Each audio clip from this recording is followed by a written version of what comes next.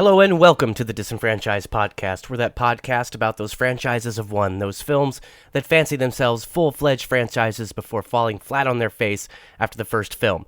I'm one of your hosts, Tucker. Steven is sleepy, and Brett is at work, so in honor of Edgar Wright's adaptation of Stephen King's The Running Man, we're rerunning our episode on the remake of Total Recall.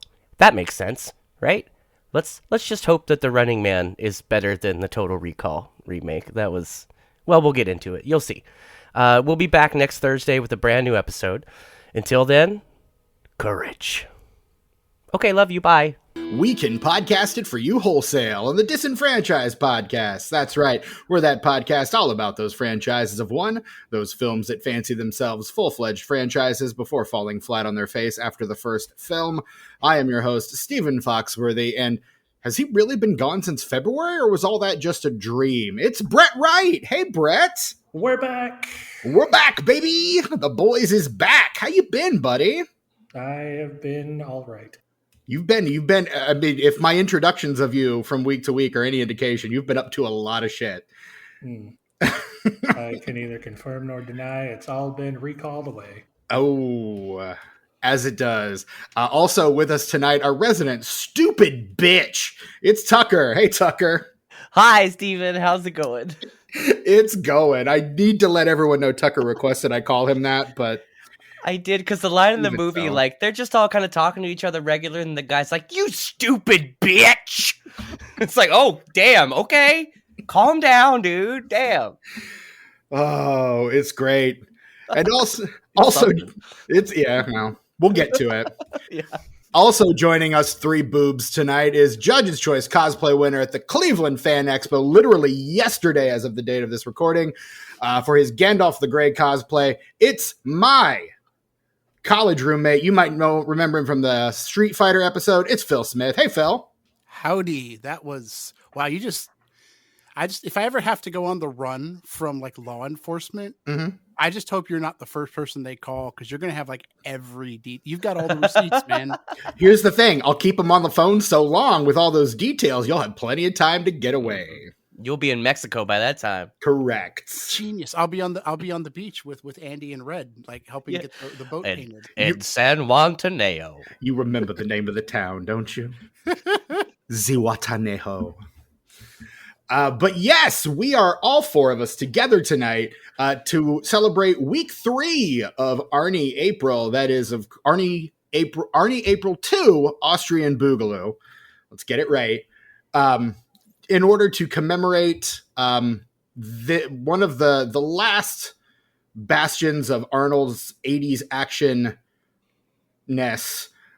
even though the film was released in 1990. Yeah, because this is kind of his last hurrah when it comes to like his action stuff, and we'll talk about that obviously tonight.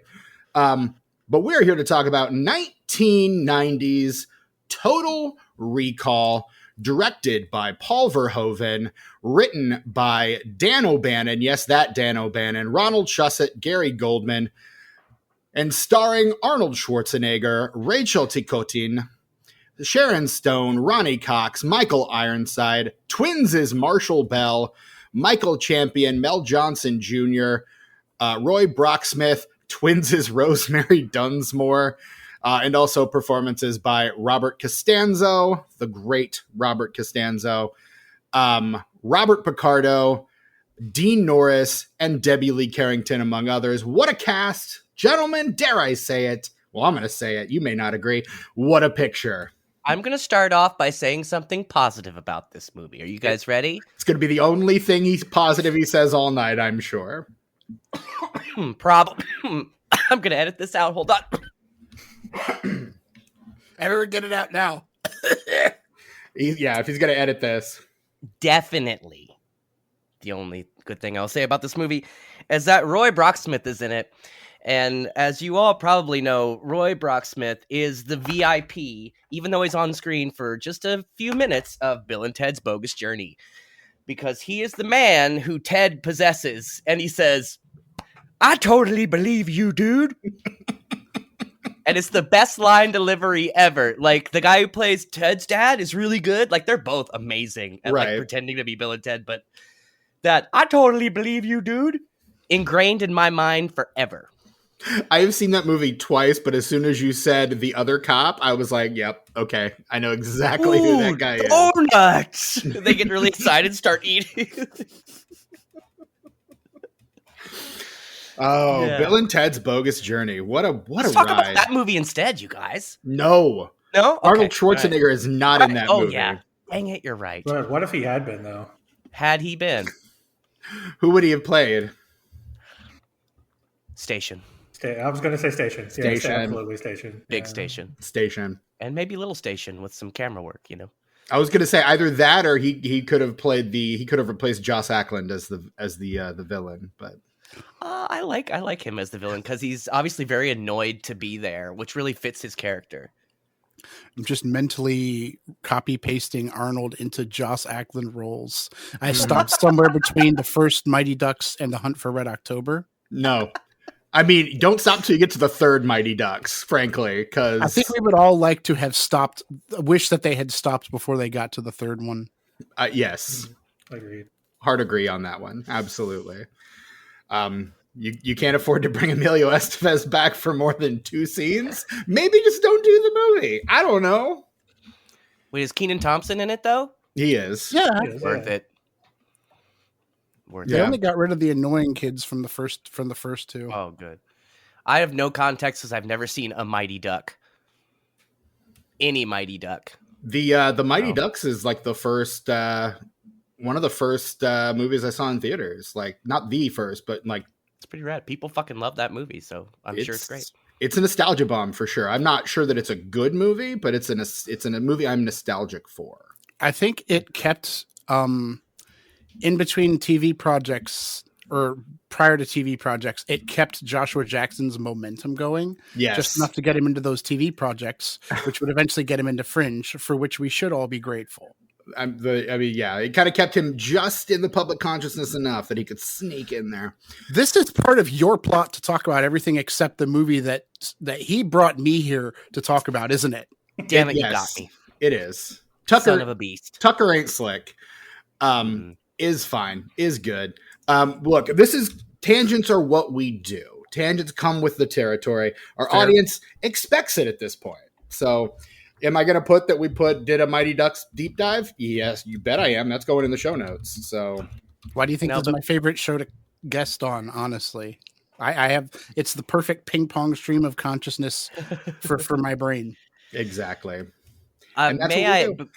Before we go any further, may I give a disclaimer for accountability's sake? Yes. Do you want me to read this or would you like to read this? I appreciate your interpretation of it. The entire message, please. Okay. Just that one, though. Yeah. I'm starting at 8:48, the message you sent. This is a movie. This is Tucker. This is a text that Tucker sent to the group thread. Group chat, yeah. A mere half an hour ago, as of this moment. This is a movie that is so actively awful that it physically pisses me off. But I'm not going to get mad. Nope. I'm not going to get upset. I'm not going to get loud or have a manic fit. Nope. I'm just going to politely and respectfully voice my issues with this movie. Yes, sir. Now I'm accountable. You all heard that. So if I start doing any of those things, please call me out. Because I know how I can get, and I'm going to try really hard not to get that way. If you see me at any point looking at my phone, it's probably because I'm looking for which of those things you're currently doing. Okay, gotcha. All right. But yeah, so we're here to talk about Total Recall. And Phil, as our guest, what is your, let's start with Arnold Schwarzenegger. What is your relationship with the actor Arnold Schwarzenegger, with his oeuvre? What do you perhaps know him best for? And then while we're on that topic, what is your relationship to this film specifically?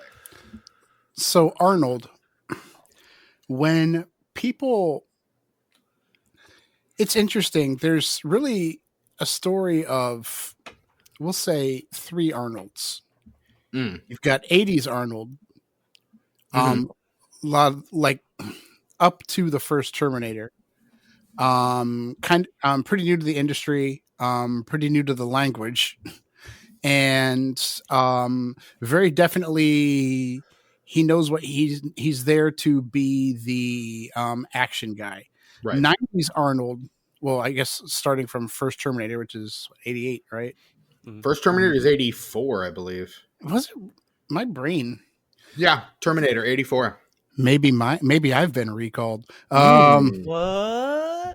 What a twist! Quick, another chase scene! Quick, another chase scene. That's going to be a really I'm the last person you want to cast for a chase scene unless it's a really physical comedy. Correct. Lots of banana peels. I would say okay, so we'll say T2 onward. Arnold, 90s Arnold. He definitely starts evolving, and I think that I'll get to this movie in particular, but he starts evolving through vehicles like this to being a much more like not just a dumb block of action actor, but like a very versatile, surprisingly good comedic chops kind of performer. And then you get Arnold, new millennium Arnold, who will just do whatever. And he's made enough money and has kept busy enough that he can take the projects he wants now. But I think 90s Arnold is probably the most memorable iteration of his career. It's that phase of his career. And again, this film kind of exemplifies that. But as far as like my relationship to this film in particular, I was going to rewatch it before doing this, but I'm in the middle of, I have 2 Comic Cons this month and I had to remake all my props. So I didn't get a chance to rewatch. But I do remember this one because it is incredibly memorable, which is the best thing a movie can be. More, I would say even more than good or bad is memorable. And this one, it's memorable without, I don't know. To paraphrase a Nietzsche title, I think this film is beyond good and bad. It is evil. Good well, yes, I said paraphrase. Okay, yeah, no, it is fair. Above such paltry notions as is above paltry notions of acting and production quality. I shouldn't say that though, because like the editing is actually not bad. This movie looks incredible. I'm sorry. Yeah, it is. This movie, and I've used this as a compliment for a lot of films before. This movie knows what it's about and does it. Yeah, and I think that is the best thing. I mean, there's a lot of good things that I had to say about this movie, but I think that is probably the best summation of it. This movie knows what it's about. Arnie knows what he's about in this movie, and it sets out to hit beats, and it sticks the landing on all of them, in my opinion. Right and on. You can go ahead and bring down my estimation of it. I'll let these guys worry about that.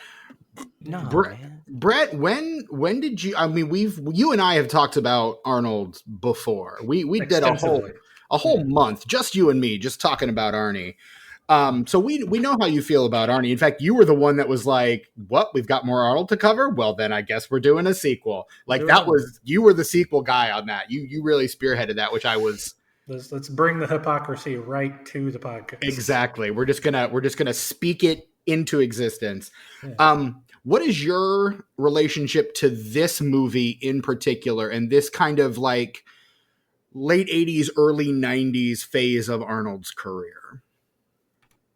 Well, I don't have much of a relationship with Total Recall, to be honest. It kind of much like Commando, which I also was not on. It just like it didn't really. I don't know. It was one of those Arnold movies I never saw. I was definitely more of a 90s Arnold guy outside of Predator.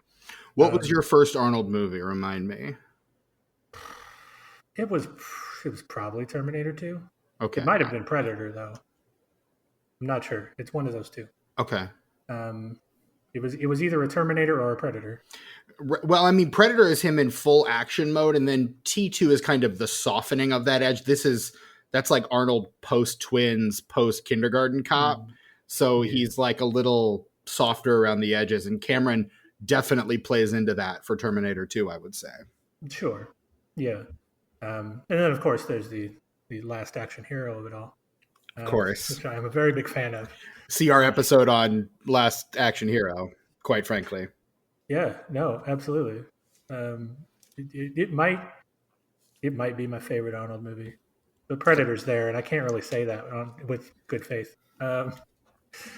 But it's. I mean, look, Brett, you have to be true to yourself. That's true. I do.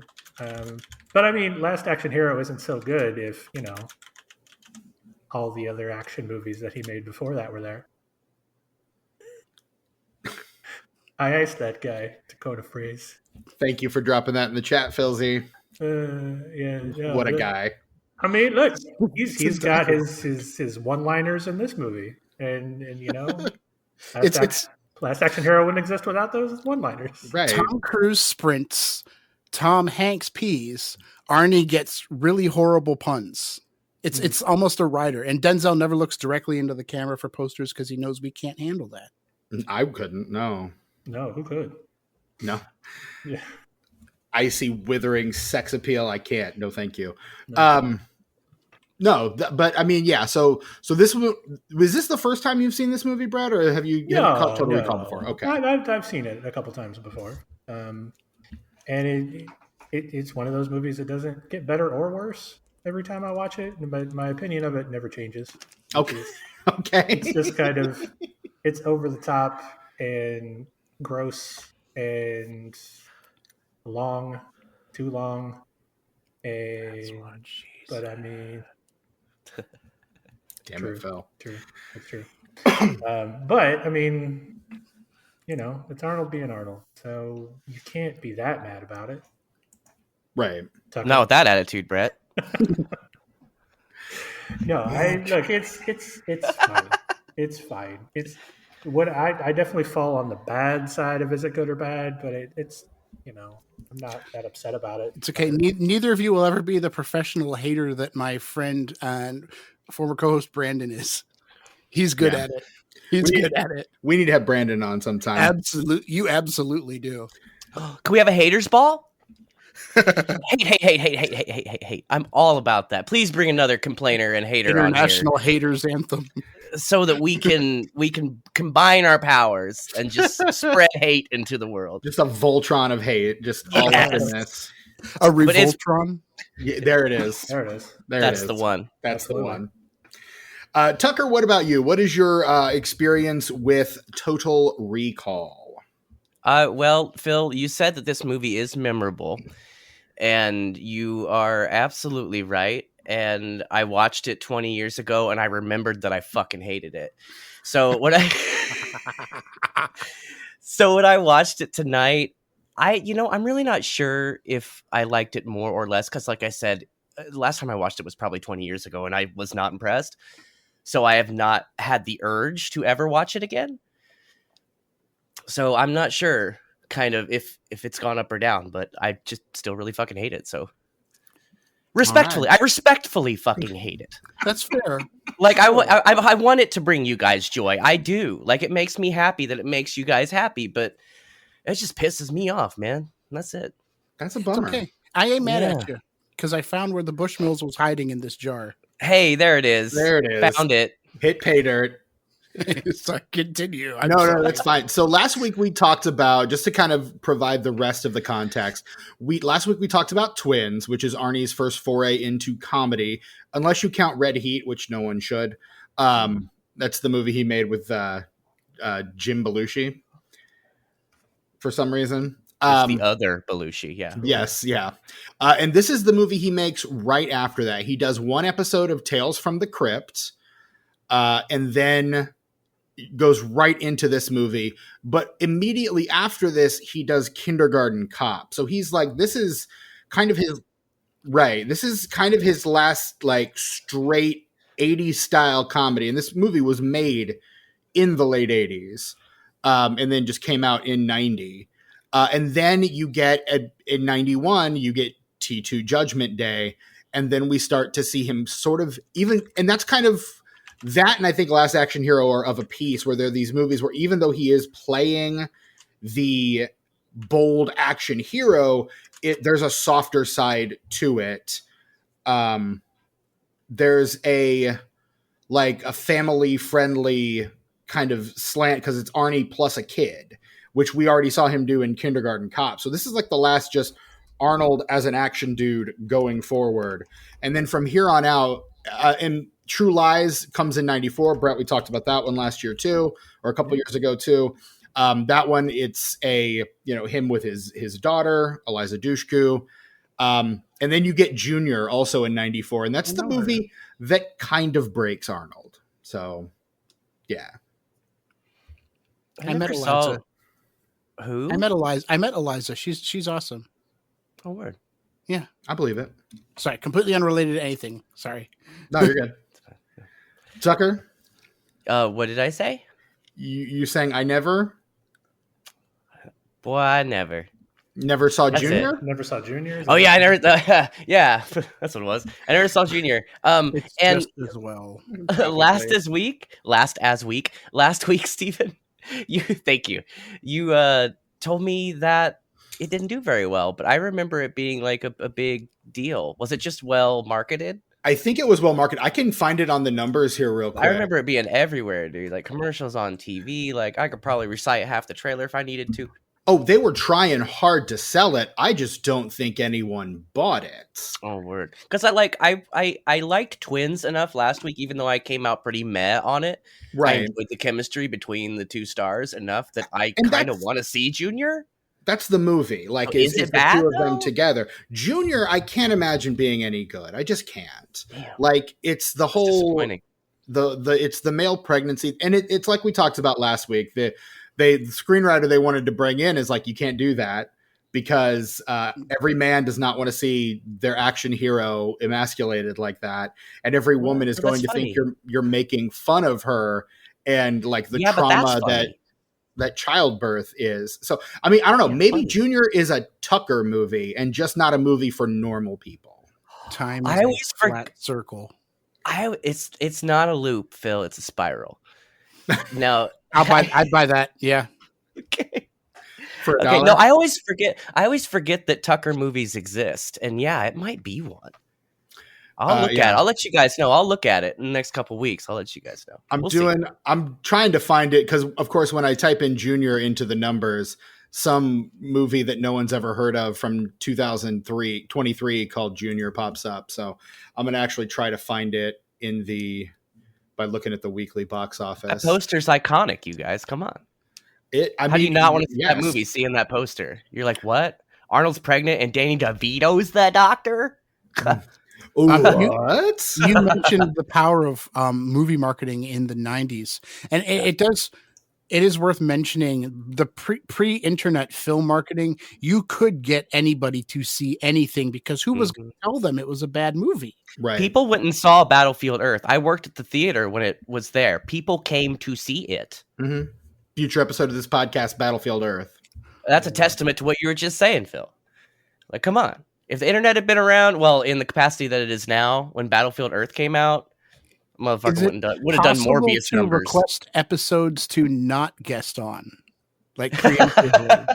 Yeah, dude, I would not. I've asked you to be on episodes that you flat out refused to be on, and I didn't make you come in. So yeah, you're good. The Ralph Bakshi Lord of the Rings is in specific. Yeah. Thank you for respecting my religion enough to. All right, so I've got the Junior numbers. Junior opens. It feels weird to be doing this early in the podcast. We're at the end of the Junior episode already, you guys. Wow, what an episode! Stop it. Junior not getting away that easily.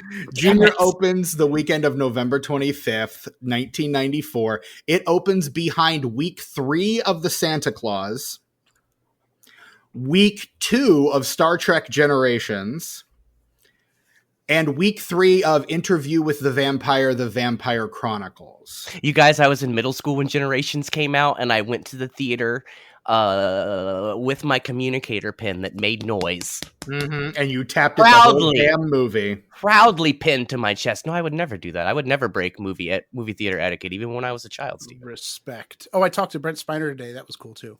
Word? Yeah. Wow. I thanked him for whether he realized it or not. Positive. One of the first actually unintentionally autistic coded characters, and how he actually helped raise a lot of awareness, which he told me that Dr. Sachs, who did a lot of the early work on ASD, came into his trailer and told him that he was actually helping a lot of people. And this was in That's the awesome. infancy of autism research too. So That's awesome. That's fucking rad. Another complete non sequitur for which I apologize profusely. Hey, you're on the right show for it, man. But You don't have to apologize here. You see the shirt, you name checked Star Trek, so I was in. Yeah. For those not watching this podcast, which is literally all of you, Phil is wearing a red shirt that says "Red Shirt" in the Star Trek font with a big old Star Trek symbol in the middle, and underneath says "I might not make it." It's a wonderful shirt, and I applaud his wearing it. It is fantastic. Junior opens to 9.8 million on its Junior. I love it. On its way to 36 million domestic, another 71.6. So about 100. What was the budget? The budget is I just closed the tab. Hang on. Crap a doodle. Shift Control T. Gosh fucking darn it, Steven. No, the budget. It's not listed, which is not good. Well, they've scrubbed it from the historical record. Yeah, Steven, if we can't count on you for the budget, who can we count on? I don't know, man. You're our guy. I know. I can see if you have about 4 jobs, Steven. Be on Wikipedia. No, I'm just kidding. You're great, Steven. It's okay. All right. You had no fewer than 4 jobs, and you couldn't even do 3 of them. Box. I'm gonna hang on. Oh man, look. You guys normally I would say move on, but now if we've gone so far, I need to know. No, you don't. 60. I know what you're up to. 60 million. 60 million. That's about. Well, yeah, it didn't do very well. No, it made its money back. Plus, probably marketing. No, but you said the marketing was everywhere, so it's definitely not making back that marketing budget because they marketed the hell out of that movie. At best, they probably broke even. Yeah, I'm gonna say they probably spent. I would say in those days you'd spend about half the budget, not as part of the budget, but half of what the budget is on marketing. Whereas today it's closer to like the full budget. I think there's a bit more. A lot more. There's more a lot more places regarding it now too. Yeah, right. Total Recall. Hey, based on a short story by the great Philip K. Dick, my man, called "We Can Remember It For You Wholesale." Has anyone read that short story? Because I'm not going to lie, I have never read Philip K. Dick. I had a Philip K. Dick phase in high school, and I read like every short story of his, and I really loved them, but I haven't read any of them since. So I'm a fan, but I'm a lazy fan. Same. I fall exactly into that category. I feel like Phil's got a lot here. Unload. I'm the guest. I'm trying not to monopolize. No. No, please do. No, the guest is supposed to do that. The main reason that I took this guest thing when Steven offered it to me, the main reason was because he asked, and I usually don't say no to that because that's my dude. You got your voice, yeah. The second reason is gloriously cheesy 90s Arnold. And the third, even though it was technically produced prior to 1990, so everything I said in that segment was factually wrong. The big reason and I guess I should say aspiring, I don't think that Patreon counts as published, cyberpunk author. Philip K. Dick is basically one of the towering figures in sci-fi in general and a necessary precondition for cyberpunk. Even though he was done writing and pretty much, sadly, almost done living before cyberpunk became a thing, but would not have had that particular subset of speculative fiction without PKD's work. Incredibly important author, both in speculative fiction in general and also exploration of reality, like thematic elements that would become incredibly important moving into the 90s and beyond. And you guys have the same name. That's true. You're both Phils. And depending on who you ask, we're both dicks. Oh yeah. Woo. Hey Phil, did you ever see that show on Amazon Prime called Electric Dreams? No, sadly. I'm aware of its existence. You know about it? I'm aware of it.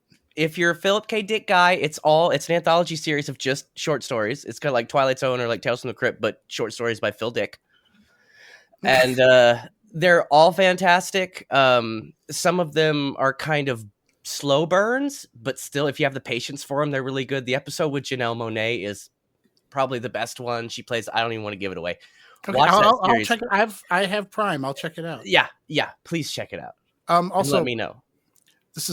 I'm approaching my budget on non sequiturs, but there was a series called titled Blade Runner, but it was basically like an amalgamation. You remember this, like late 90s Canadian television? It was produced in Canada. It was an amalgamation of pretty much all PKD stuff. They tried to make one like overarching universe, like based on elements of his works and stuff. Wait, do you mean Total Recall 2070? No. No, 27 is it there's 77? a TV series. No, there's a TV series. Hang on. Yeah, I know what you're talking about. Show, though. Am I an idiot? Yeah. No, Phil, you're right. I remember about it. Like I remember seeing the ads on TV. Or was the series titled Total Recall? And no, there's a Total Recall, but I'm pretty sure what you're talking about is a real thing. It is 2070. I apologize.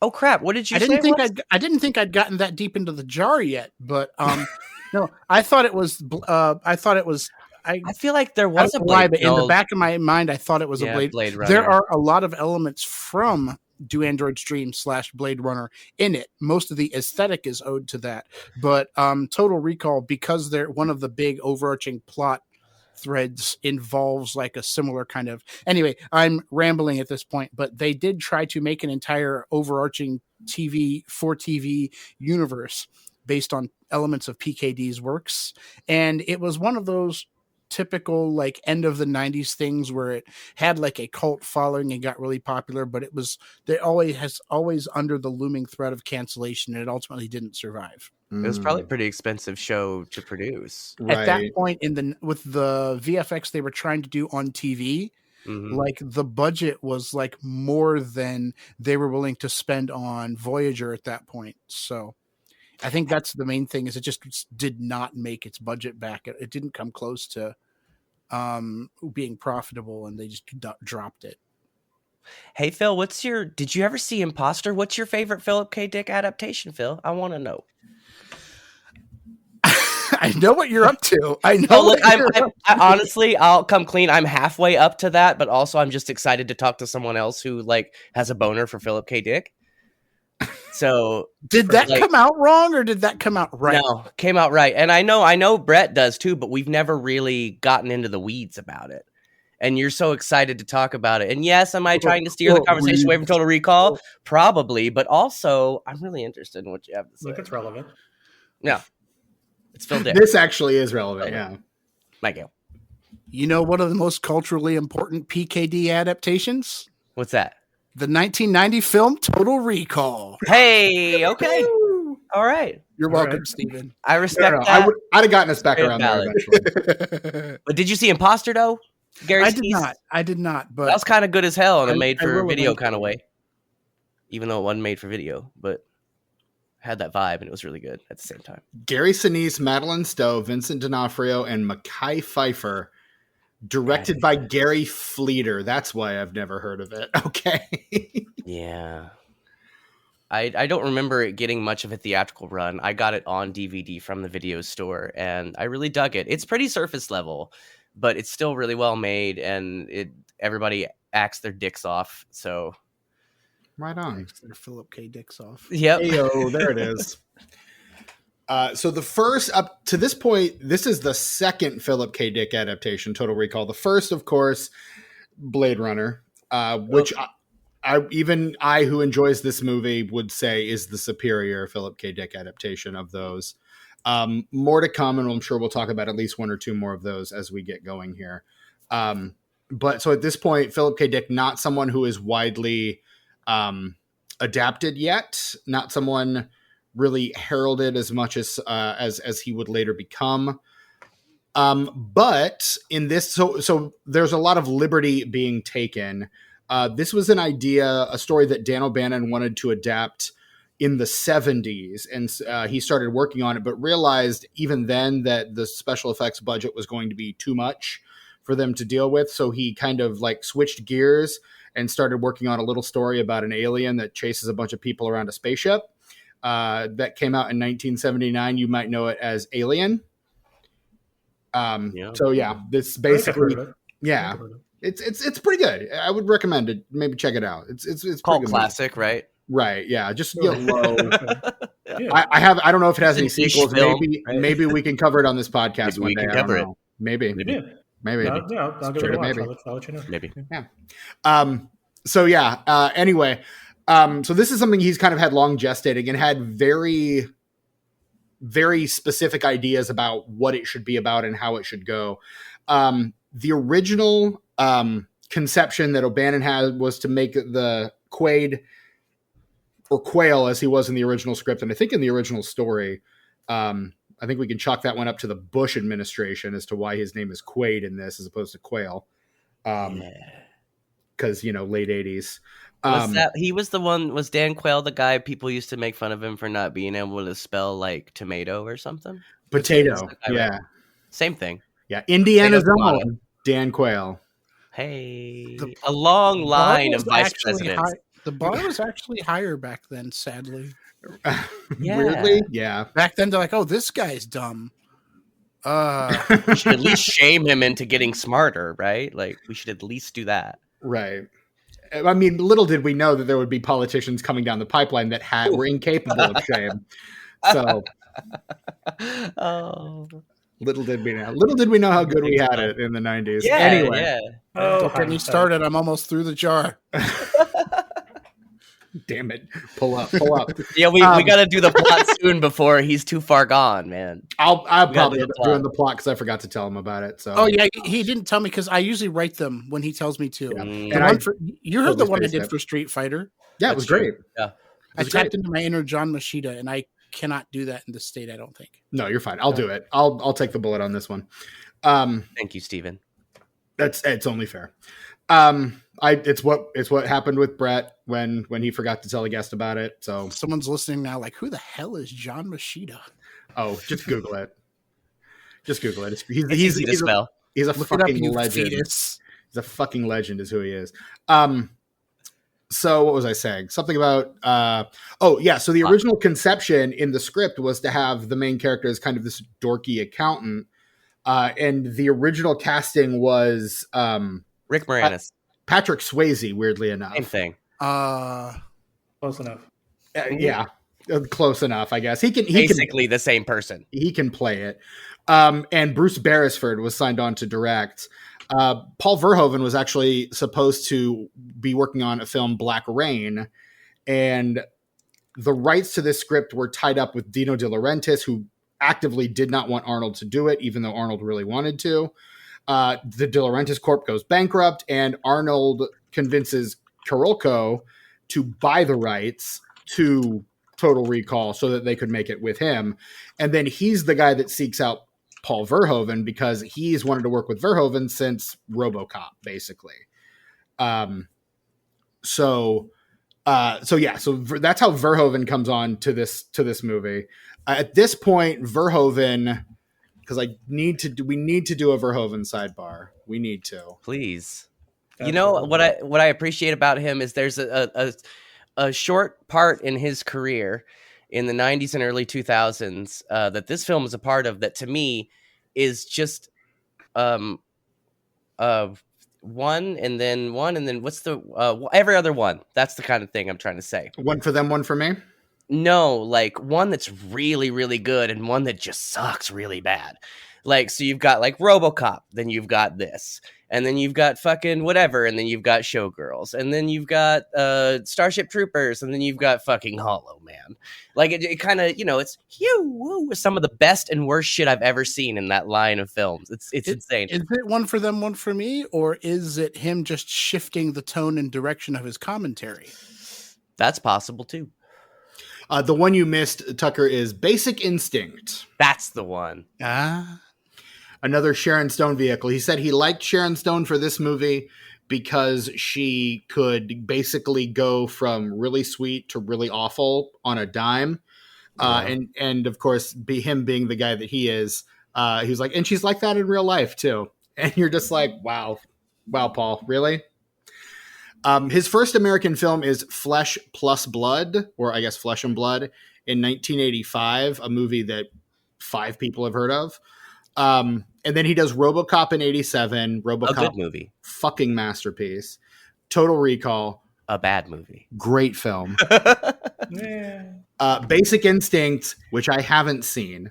Pretty good movie. Showgirls. Pretty good movie. Cult classic. With my boy Kyle MacLachlan. I will shout out my boy Kyle MacLachlan in that one. That's fair. Starship Troopers. A good movie. Derided at the time, became a cult classic. Got reappraised later because it's secretly about Nazis. What? It's currently who didn't get that at the over beginning? I was barely in high school when that came out, and I fucking got that. Like, who's not getting that movie? Well, there's a lot of people not getting it right now. Correct. I guess you're right. Yeah. Media literacy And not high on some people's to-do list. Yeah, right. Because we basically have Starship Troopers, the game, in the form of Helldivers, and media literacy is, I'm just going to say it, interacting with the player base, media literacy is dead. Oh, God, I'll bet. And it's buried in a box labeled with the letter X. Yep. So thanks, Elon. Yeah. You bastard. You bastard. You greasy bastard. And then, of course, Hollow Man, which is a bad movie. It is. I was trying to put a spin on it. It's not good. It's fun, but it's not a well-made movie. It just lucks into being kind of fun at times because it's so stupid and ridiculous. Yeah. The stupidity is rather transparent. Yeah. Whoa. Damn it, Phil. I need a slide whistle. What If you're you going to did be on this there, podcast too much longer, I'm going to need a slide whistle. Go find your slide whistle.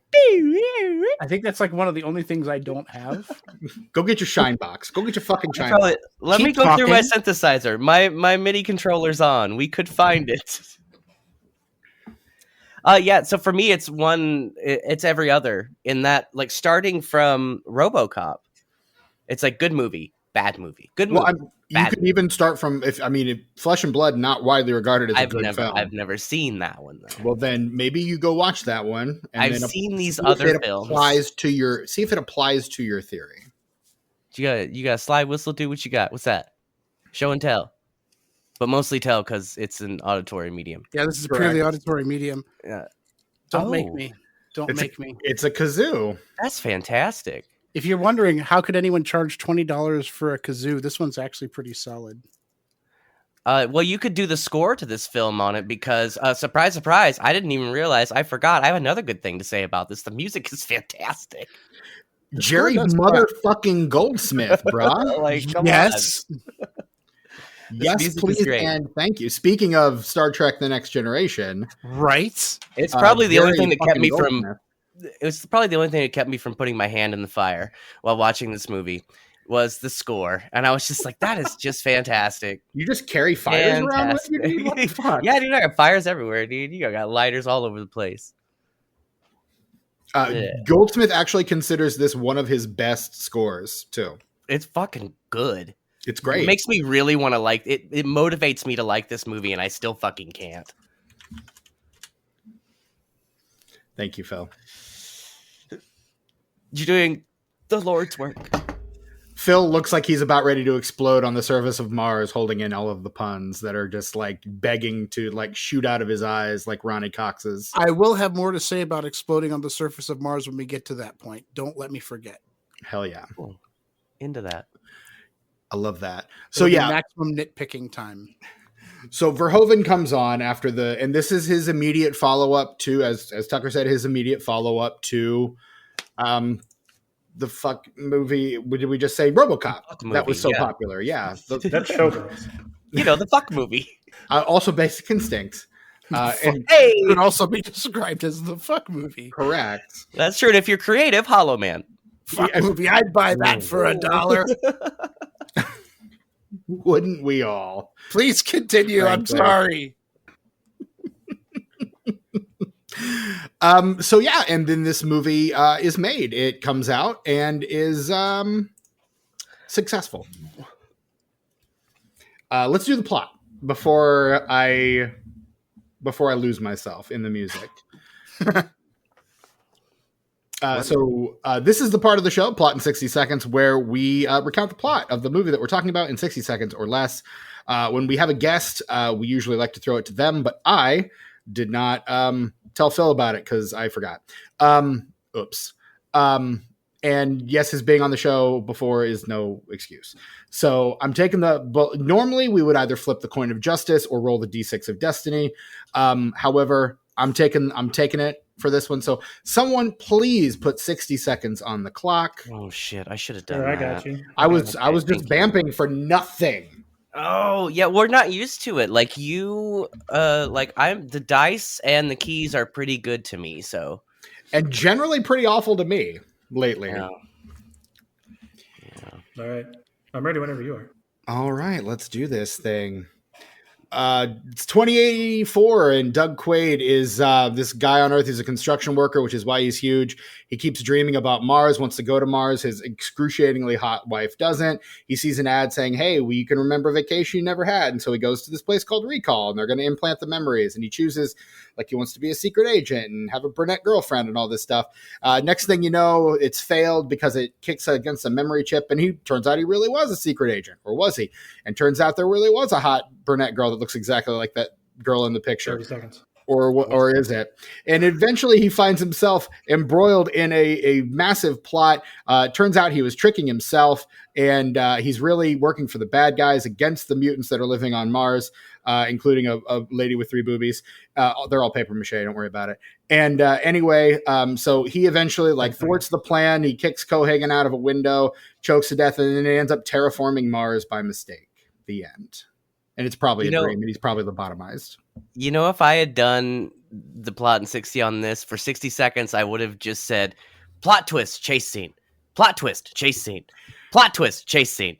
Plot twist, chase scene. But for 60 seconds, though, not for 15. Which is better than you just making 60 seconds of sustained fart noises with your mouth, I suppose. A little bit better. Not by much. Not much, to be clear. Is that a thing? Yeah. No, I just you take the meaty part of your palm, you wrap it around. I could just see Tucker legitimately doing that for a movie he dislikes. Okay, the way you said it, it sounded like he'd done that recently. So no, I mean that's in Steven's Tucker headcanon is me doing that. I think I'm into that. I love that. It doesn't strike me as being something outside of the ordinary of what you would do. Yeah, that's fair. I see that. Yes. As someone who is self-aware to a fault, yes, I totally. But I don't know if that would ever happen. Like, if a movie is that bad, you just decide you don't want to record that episode. That's what you do there. I guess, but I thought we could have a lot of fun, and I wanted to meet Phil because the Street Fighter episode was rad. So oh, thank you. Well, no, I mean, so this movie falls into the category of one you would just make a fart noise for 60 seconds on. No, because I could think of something more clever. Because I could, there's something more clever. Like I said, plot twist, chase scene. That's more clever because that's essentially what this film is. And you had some redeeming things to say about it, so you didn't hate it completely. Yeah. It's what was it, My Little Pony? No, My Little Pony. Alvin and the motherfucking Chipmunks. Yeah. Chipmunks. Okay. Don't mention those motherfuckers around me anymore, man. The movie he flat out, the episode he flat out boycotted. That one broke me, you guys. I haven't been the same since that one. But he enjoyed the Street Fighter episode. I did. It's okay. I get it. For you, the day that Philzy graced your podcast was the most... Never mind. We're not going to do that.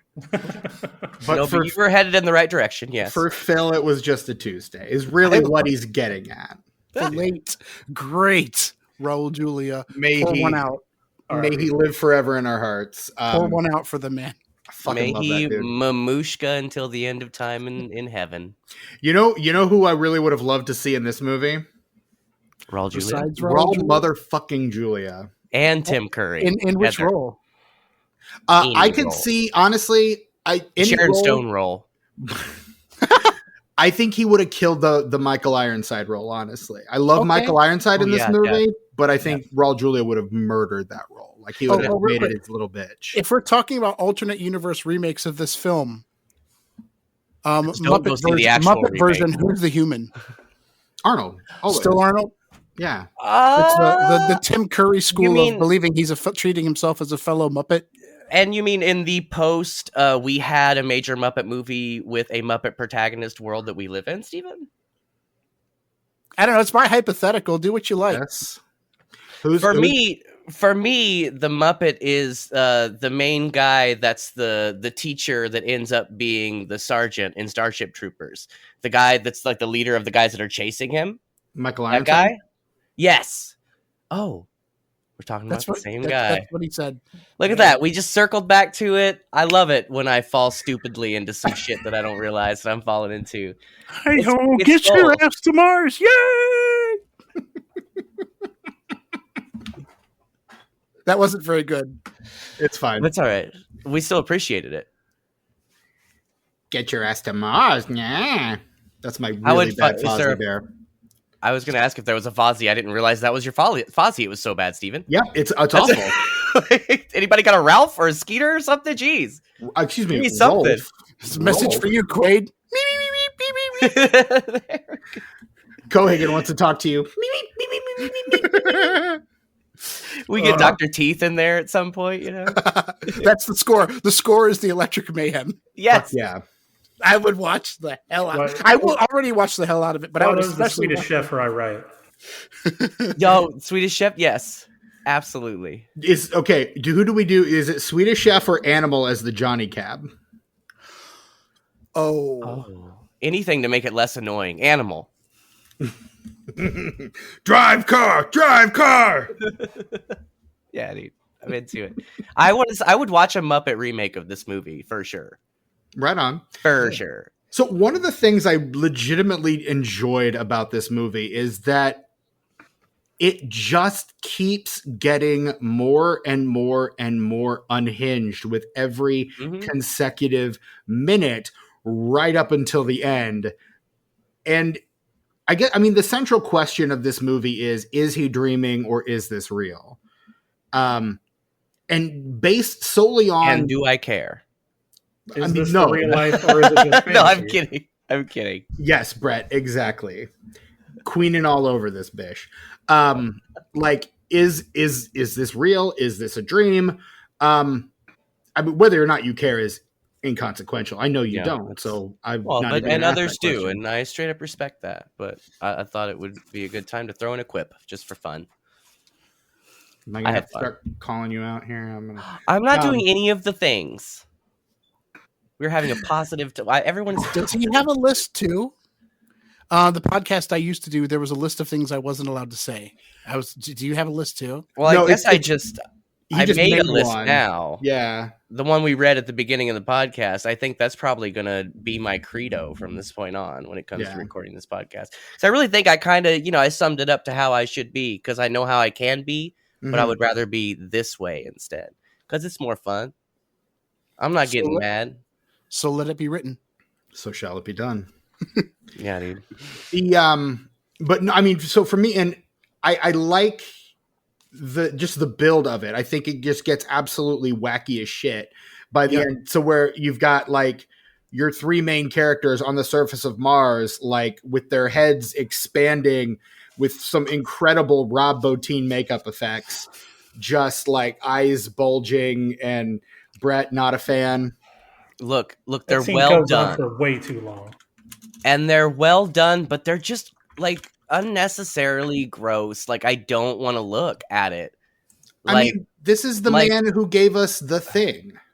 I get that, and that was all fantastic. But this is it's too much. It's too gross. It's too ugly to look at. It's fantastically made. It looks technically, as in looking at it as, a technical feat. Fan-fucking-tastic. I can't believe they did some of the shit that they did. Making the little mutant guy's mouth move like that, that's fucking fantastic, but I could hardly stand to look at the motherfucker. Oh, fucking Quado. What a reveal on Quado. Quado is fantastic. And not only is that disgusting... He also wandered in the plot.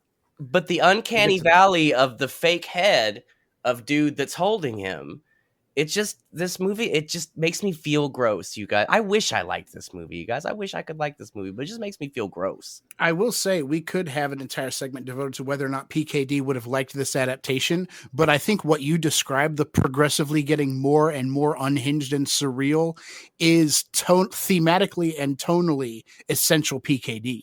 Right. So he probably wouldn't have liked the adaptation.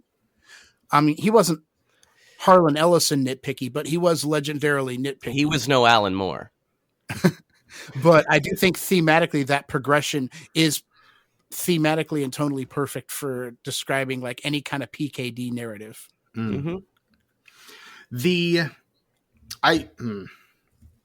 I don't know. One of you go. I lost my train. Out with it, Steven. I have that effect on people. I had it. Damn it. Gone. Is gone now. Damn it. The train pulled away from the station, and I wasn't on it. Well, so then it's been a while since I've read PKD, so bear with me. But I feel like yes, the stories escalate in craziness, but like he never crosses the line. He never goes off the ledge. He walks up to it, but it never goes off the ledge. And I feel like this movie, that last scene, it's just too much. It's too much. You think it goes too far? It goes too far. No, I think you're probably right. He doesn't. He never cranks it to 11. Yeah.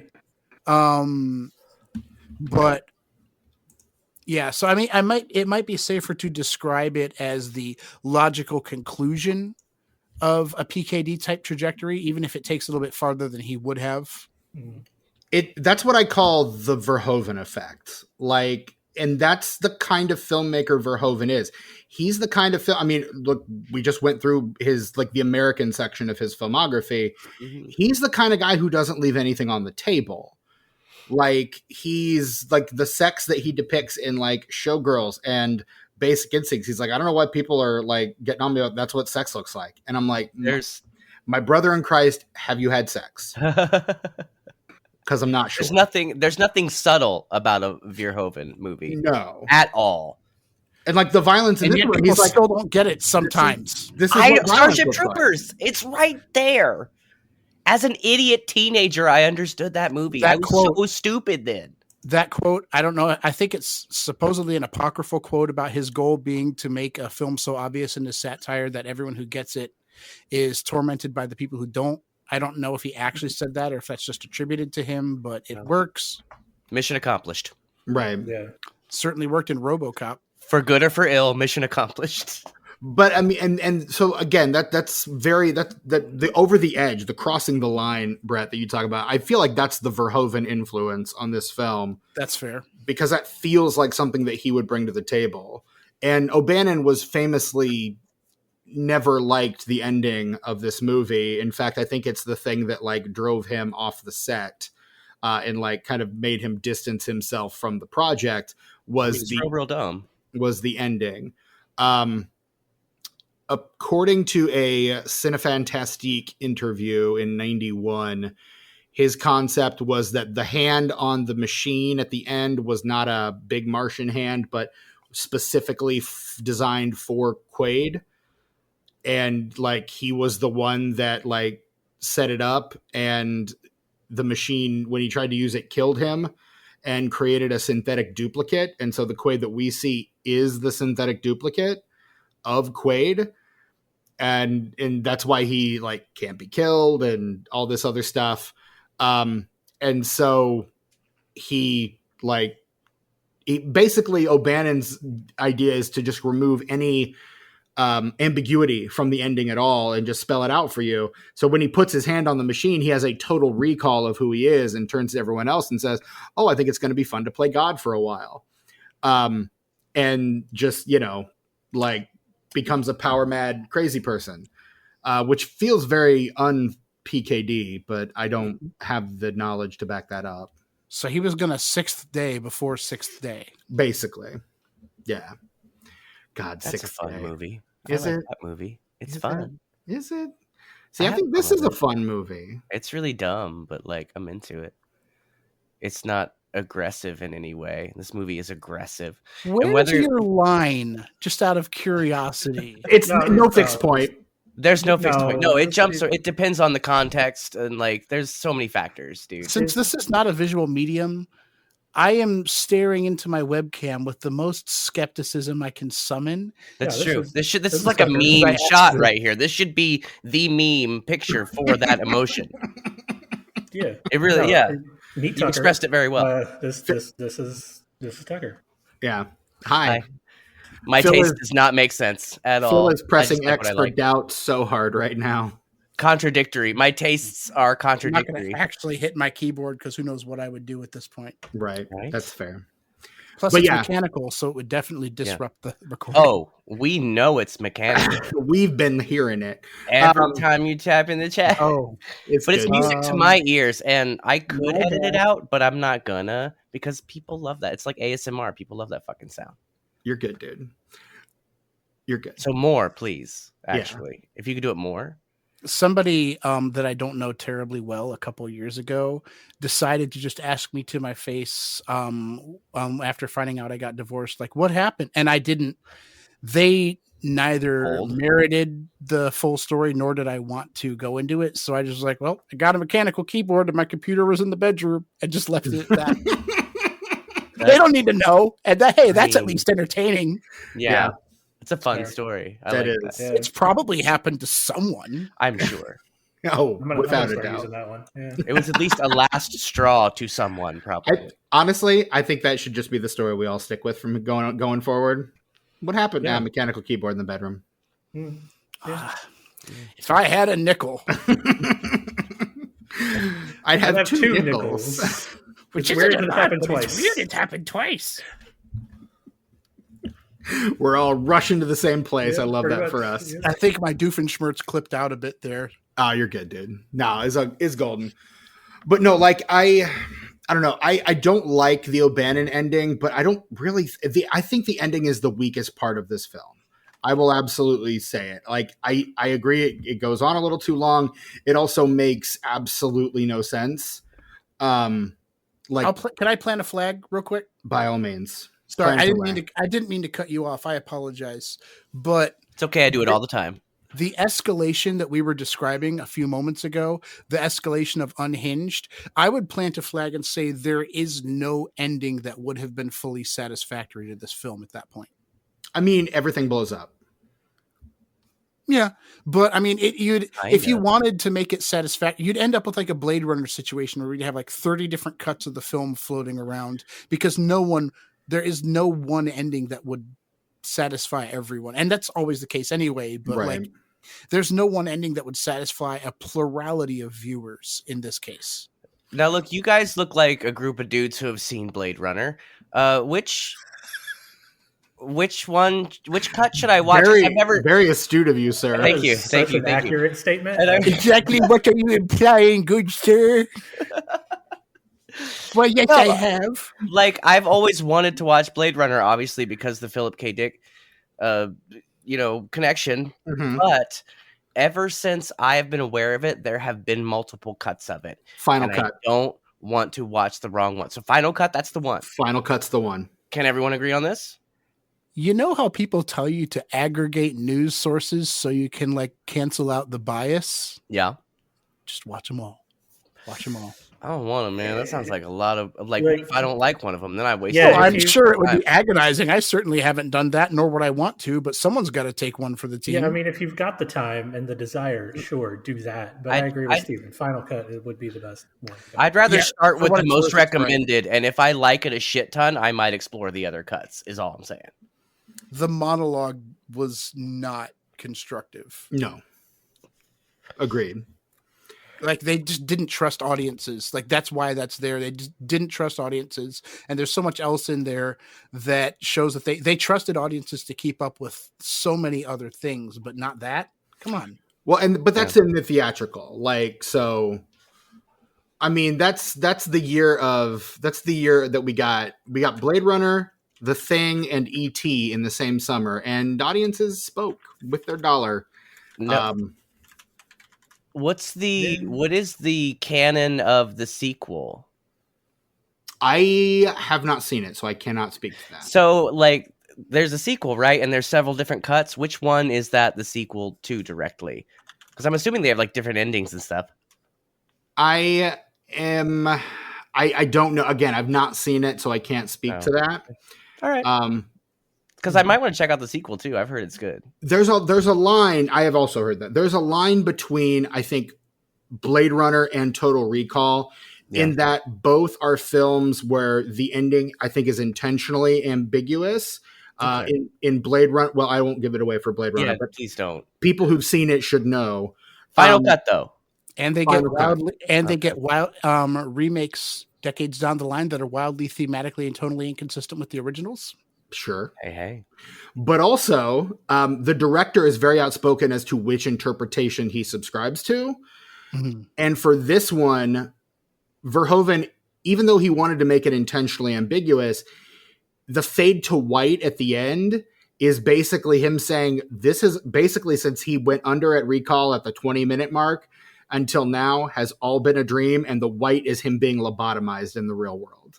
Mm-hmm. Like that's kind of what he's saying with that. But again, that's another way for him to kind of keep things ambiguous rather than like just spelling it out. He's David Lynching it. Like, this is what I think, but Lynch wouldn't even tell you that, but he's like, this is what I think, but you can think whatever you want.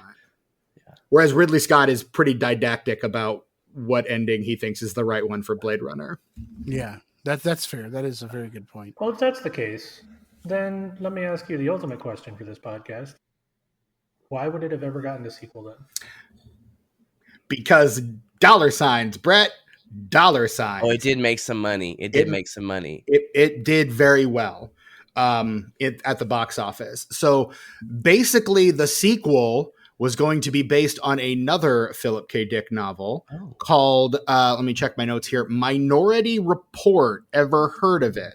Oh, wait a minute. I think I've heard of that. Yeah. I know that one. Yeah. Yeah. That's one I can say to people and they'll be like, oh, that Philip K. Dick. Yes. Like, yeah, that one. That's the one right there. Yeah. Another one, adaptation. Very good adaptation, but very distinct yes. adaptation.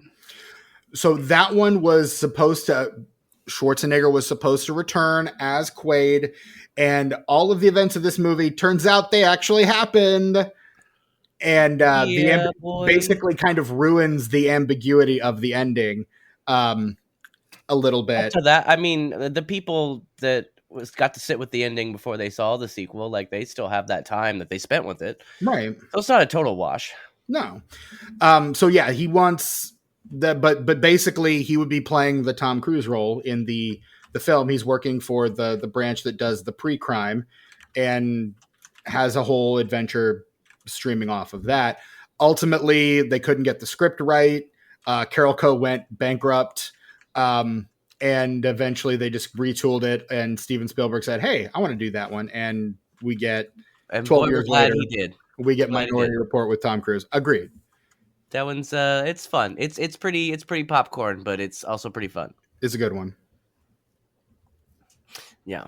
Can I say what stood out to me the most about the ending of this film, Steven? Please. Specifically asking you. It was when the credits came on, and I just turned the movie off. And here's the thing. You guys know this about me. Everybody who listens to this podcast, Brett, Steven, you know this about me. Is this on the list? Steven, is this on the list? This feels like it's on the list. I watch the credits to every movie. Like I will sit, whether I'm at the movie theater, whether I'm sitting at home watching something on streaming. It feels like this might be on its way to a manic fit. I'm going to keep my ear out for it. Okay, I'm thank you for warning me that I might get there. I will try to dial it back while I continue. And because of that, I completely forgot what I was talking about. Oh yeah, the ending. Like I always watch the credits. Always. No matter what format, no matter where I am. But this one, I was just so frustrated with it that I was just like, fuck all these people that made this movie. I say that jokingly, of course. I hope that they all have great lives and like they made a lot of money and shit and like, yay, good for them. But yeah, I just didn't watch the credits. I couldn't believe it myself. When I turned it off, I was like, I gasped. I was shocked. Yeah, it was wild. Whew. You have such reverence for, like, I do. I believe my 12-year-old daughter would describe the situation by saying sis was gagged. Pretty much. I don't know what that means, but I'm gonna. Right. I don't either. Just let's just go with it. We're just throwing things around. I don't understand the Utes. I'm sorry. Did you say Utes? I'm somewhat up to the lingo. Street youths. Ruffians, no good nicks. Street rats, right? But I mean, yeah. So no, but I agree. No, I think the ending is probably the weakest part of this movie. But I love the buildup. I love the cast on this thing. Like the cast is just a veritable smorgasbord of character actors, from like Robert Costanzo to like Debbie Ann Carrington. Like just an unbelievable like just swath of like early 90s, late 80s character actors. And I am here for that. I love so many of these actors. It is a fantastic cast. But for me, at least, in my opinion, nobody was giving any kind of performance in this film except for Sharon Stone seemed to be kind of there. And Arnold's performance is just basically like Verhoeven being like, okay, Arnold, in between your dialogue, I want you to make like the most disgusting guttural noises possible. I feel like this is the movie where that came from. Pretty much all the time. Everybody does an impression of Arnold. It's because of the noises he makes. Fuck. In this movie. Oh my God. I'm pretty sure. Gag me with a spoon. Steven, who said when at one point we were trading Arnold impressions. Fuck. And I said that someone's Arnold impression was about 80% accurate. And he said Arnold's is only about 60% accurate. So there you go. True. That's true. It's sort of that like no one's ever doing a William Shatner impression. They're exactly. Yeah. Exactly. Anyway, sorry. No, you're good. Like there are like two other actors from Twins that carry over to this movie, which I thought was hilarious. The guy that plays Quado, he was the assassin, the killer for hire, the guy who was supposed to take the engine. And then Rosemary Dunsmore, who plays the stupid bitch doctor. Stupid bitch. She was also in Twins as I think she was one of the artists at the artist colony. For me, this was more of a Verhoeven cast fest because this is basically just the cast of RoboCop and the cast of Starship Troopers smashed together. Mm-hmm. That's this movie. With also, Sharon Stone pre-Basic Instinct. Yeah. You've also got the dead Sharon Stone. Ronnie Cox in this movie. Oh. Who his other great 1990 film, a future episode of this podcast. In fact, one I believe we're going to be covering sometime next year. Oh, yeah. Is RoboCop. He did it. He was also in 1990. He played the president of the United States in a little movie called Captain America. That's the one. That's starring one Matt Salinger, son of J.D. Salinger. I think for me, he's most familiar from RoboCop though. Like I've seen him in other shit, but like you remember it probably because of the bad with the arms and the clay figure. Like, yeah, I don't know. It's falling like out of it sears his face into your mind from that movie. It's basically they're doing the Hans Gruber a year before Hans Gruber. Yeah. In that movie. He's also in Beverly Hills Cop. I love that movie, but I like that movie a lot. Yeah. That's one of my favorite movies ever, you guys. The fourth one's coming out this summer, dude, and all it has to do is be better than the third one. That's all I need. That's all I need because the third one sucked. The first two were masterpieces. Just give me something better than the third one, please. Yeah. Please, Eddie Murphy. Basically. I love you, please. I don't know who's directing it, but it's got to be someone better. Yeah. Phil just wrote stupid bitch juice on his water bottle and held it up to the camera. Phil just full of visual bits this episode. That's so useful for the medium. I'm sorry. He's also in Deliverance. I don't know if anyone's seen Deliverance, but Ronnie Cox also in Deliverance. Yes, he is. And then you've got Joe Dante regular, Robert Picardo as Johnny Cab. Both the voice and physical model for I hate Johnny Cab, but I love Robert Picardo. Robert Picardo's so great. And you get awesome. Between him and Robert Costanzo in this movie, you've got two incredible Roberts. Robert Costanzo, who David Sims on the Blank Check podcast referred to as an egg rolled across the floor of a barber shop. It's so accurate. Truly some of the greatest pros of that generation. That's what I call film criticism. Put that on a t-shirt. Jeez Louise. Per-fucking-fection. Yeah. That's wild. Love it. And then, of course, the most indelible image of this movie is Mary, played by Leisha Naff, the three-boobied hooker. Who is immediately murdered. Right before a group of civilians are just ruthlessly gunned down. Yep.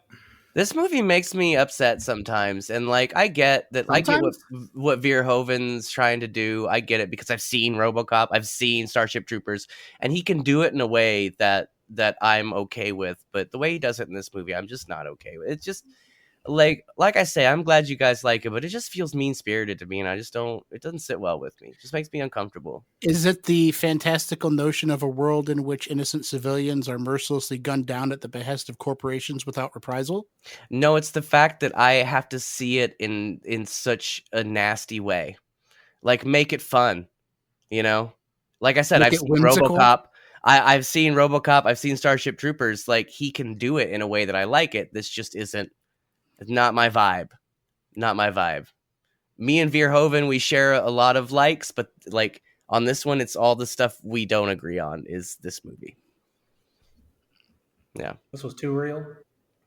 it's just I don't know, man. It just Given shit this like heightened that. sense of reality, too real Like, sounds like a depending- weird descriptor, but like depending on the tone of the film, that shit can really bum me out. Like for real. Mhm. Like seeing a child in danger in a movie for real. Like that shit will like ruin my whole fucking day.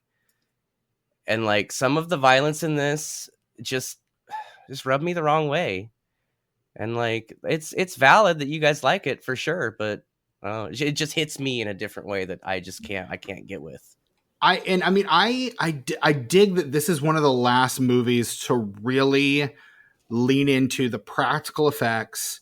I mean, there's bare bones CGI used really just for the skeleton stuff. And they look fantastic. They're just ugly.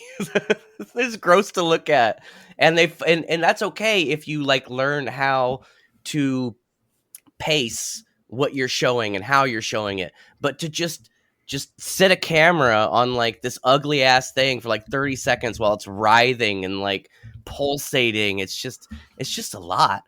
And like I started out as a horror boy, like not a lot gets to me, but something about this movie, man, yeah. Sometimes the body horror just hits. Yeah, and I love me some Cronenberg, but this shit, fuck off. It's a bit much. The effects for this movie were so good. There were no other nominees. Yes, give them the fucking Oscar for sure. At the Oscars for best visual effects, it just went to Total Recall. They had impressive. Like runners up, but it was like a special achievement Oscar rather than like an actual visual effects Oscar. We like to call that a Return of the King. Here, just take it. Yeah. Here, this to me has probably the best practical effects that I've seen outside of Little Shop of Horrors. So yeah, there's no reason to nominate anybody in any year, right? We just give up it every year. Can I do my spiel about practical effects? By all means, we all agree on practical effects. Oh. Okay. I've said this before. I don't think on here, but I think one of the biggest measures of a film's excellence in visual effects, especially practical effects, especially in that decade, the 90s, right around the turn of the millennium, is not the quality of the effects themselves, but the way in which they are executed in terms of shot composition, lighting, and editing. And I think the reason that this one lands so well, as gross as it is, although I'm sure that's a factor too, is that if you look at the way the effect shots are lit, if you look at the editing, the angles, the cinematography, these sequences are shot in such a way that it absolutely minimizes the weaknesses of those particular practical effect techniques. They Jurassic Parked it, basically, the original one. It's about how the effect shot is done, and more importantly, I would say, and I like to call this the Lord of the Rings trilogy versus prequel trilogy dichotomy, whether the effect shots serve the storytelling or the storytelling is forced to serve the effect shots. And I think that that's why they land. I have a rant about that scene, the decompression sequence, but I can pocket that for now if it is not the right time. Oh no, go for it. Yeah, seems like. I did have one more thing to say about the effects, though. I just wanted to mention that me being completely disgusted by those effects. Like, even though it makes me not enjoy watching this movie, it's a compliment to the people who did the effects, because if you're making this dude uncomfortable, you're doing something right. Like, just thinking about the shit that's in this movie just makes me squeamish. That's a Rob Bottin special, my friend. It's gross in a weird way. Mm-hmm. Which, like, if you make that combination perfect, it's fucking disgusting, and they really nail it in this movie. They really fucking nail it. So kudos to them for sure. Weird gross maximizes. It combines the disgust with surprise. Yes. So anyway, sorry. Soapbox. The Martian atmosphere does not have a high enough pressure gradient to normal human, like Earth atmosphere, to cause the kind of deformation of soft tissue that you see in that sequence. Even hard vacuum, and granted, I don't remember the density of the Martian atmosphere, but it's a tiny fraction of ours, obviously, but it's dummy thick compared to vacuum. But even in hard vacuum, a person wouldn't do that. And I know explosive decompression is one of those tropes that is done so often that, as the TV tropes page is titled, reality is unrealistic. And don't get me wrong, because we have a lot of data on this, explosive decompression, like in space, is certainly unpleasant and not particularly survivable, but it's not quite as cinematic as you get in films like this. Anyway, sorry. Well, and I based on what you're saying, that makes me think of, like, when I was watching it, like, it goes on for so long and they get into such a state to where, like, yes, you feel like they're about to explode, but, like, isn't stuff like exploding inside of them to get them to that point? How do you can't recover from that?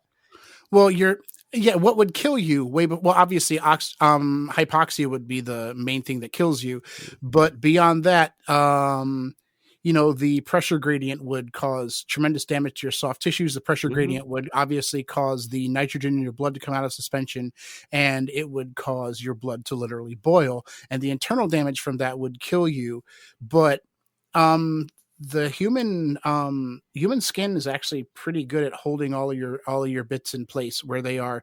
Where you tend to see any kind of catastrophic deformation like that is in decompression incidents coming from many times Earth's atmosphere to normal atmospheric pressure, like the infamous Byford dolphin incident, or other instances of, like, deep sea divers, or like deep sea environments suddenly decompressing, going from sense.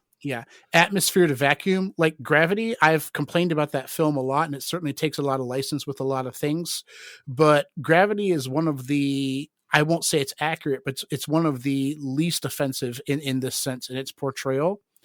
Poor George Clooney. Yeah, but decompression is certainly, like, it's horrible. You could still sell a sequence on how horrible it is, but it's not quite as spectacularly horror movie cinematic as depicted there. And what also makes that sequence so horrifying is the screaming, which you also wouldn't get because there's not enough of a medium to oscillate. Yes. Yeah. It's unsettling just because I am that much of a nerd, but again, given the explanation that Verhoeven gave in his interpretation, if it's actually happening inside of someone's head, then it is internally consistent, because if that's what he thinks it looks like and sounds like when it happens, then there's no reason for it not to be. It's a case where verisimilitude supersedes factuality. But I still don't have to like it. We want to thank our special guest, Neil deGrasse Tyson, for being on this episode. Now, hold on. I'm going to don't insult Phil like that. Yeah, no, don't, because I was going to come with that same complaint. I feel like maybe this was, I don't know if this is accurate. Maybe one of the first films to do this myth and, like, make it a big deal, because I hate this myth. But I will say, if anybody's seen The Expanse, I think The Expanse does it very well. The Expanse. Is that a TV show? Yeah, it's a TV show. Should I watch that show, Brett? Should I watch that show? I think it's great. I'll put it on my list. Yeah. That's enough for me. Yeah. People explode in space, into it. I mean, no, they don't explode. Like they. You know what I mean. Well, yeah, it's slow, and you can tell it's painful, and there's little bits of blood, but like it's not. I'm looking now at like examples, and they got it pretty much right, pretty much spot on in 2001, where like almost nothing happens to Dave. Like obviously it's not great, but nothing happens, and Event Horizon kind of gets it right too. We like that one around here. Yeah. Well, Steven doesn't. Well, I was going to say 2/3 of us do, but yeah. Yeah. So like, right. I'm sorry, Tucker. I forgot that only your opinion on film matters, not anyone else's. Obviously.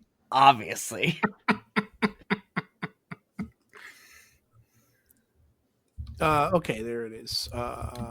600. Okay, the pressure at the surface of Mars. Hang on, I gotta adjust my prosthetic to do there this you correctly. The mean atmospheric pressure at the surface of Mars is 600 pascals. Human beings are used to 101 kilopascals. If that explains anything, it's like 101,300 pascals and English, Doc.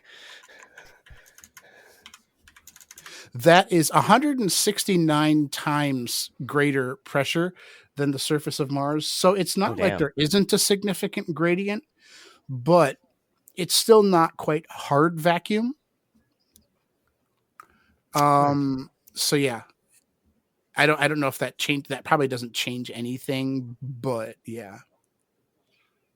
You used a lot of big words with confidence, so I trust everything that you said. You said a whole lot just now, Phil. Yeah. You sounded very smart, so I trust that you know what you're talking about. Those were words that you used, and we all heard them. You convinced me. Did we understand them? Hell no, but we heard Not them. Really. Yeah. They definitely. I understood a lot of them, but that's fine. I'll be over here. Check out the big brain on Brett. Congratulations. That's all I have on that. Now, Steven, how long have you had that locked and loaded, if I may ask? Pretty sure he's used it before. I have. Okay. Yeah. All right. I feel like he just kind of waits around that corner to pounce anytime to do that, honestly. Seems like a very Steven thing to do. I mean, look, when the inspiration strikes, you just lean into it. It's really what it is. Enthusiastically, yes. That's comedy, man. That's what you do. You commit to the bit. Dude, even if it's wrong, you just commit. Look, I've been shotgunning today. Yeah. Yeah. Phil straight up chugging that stupid bitch juice. Word. My recipe. I'm keeping this bottle.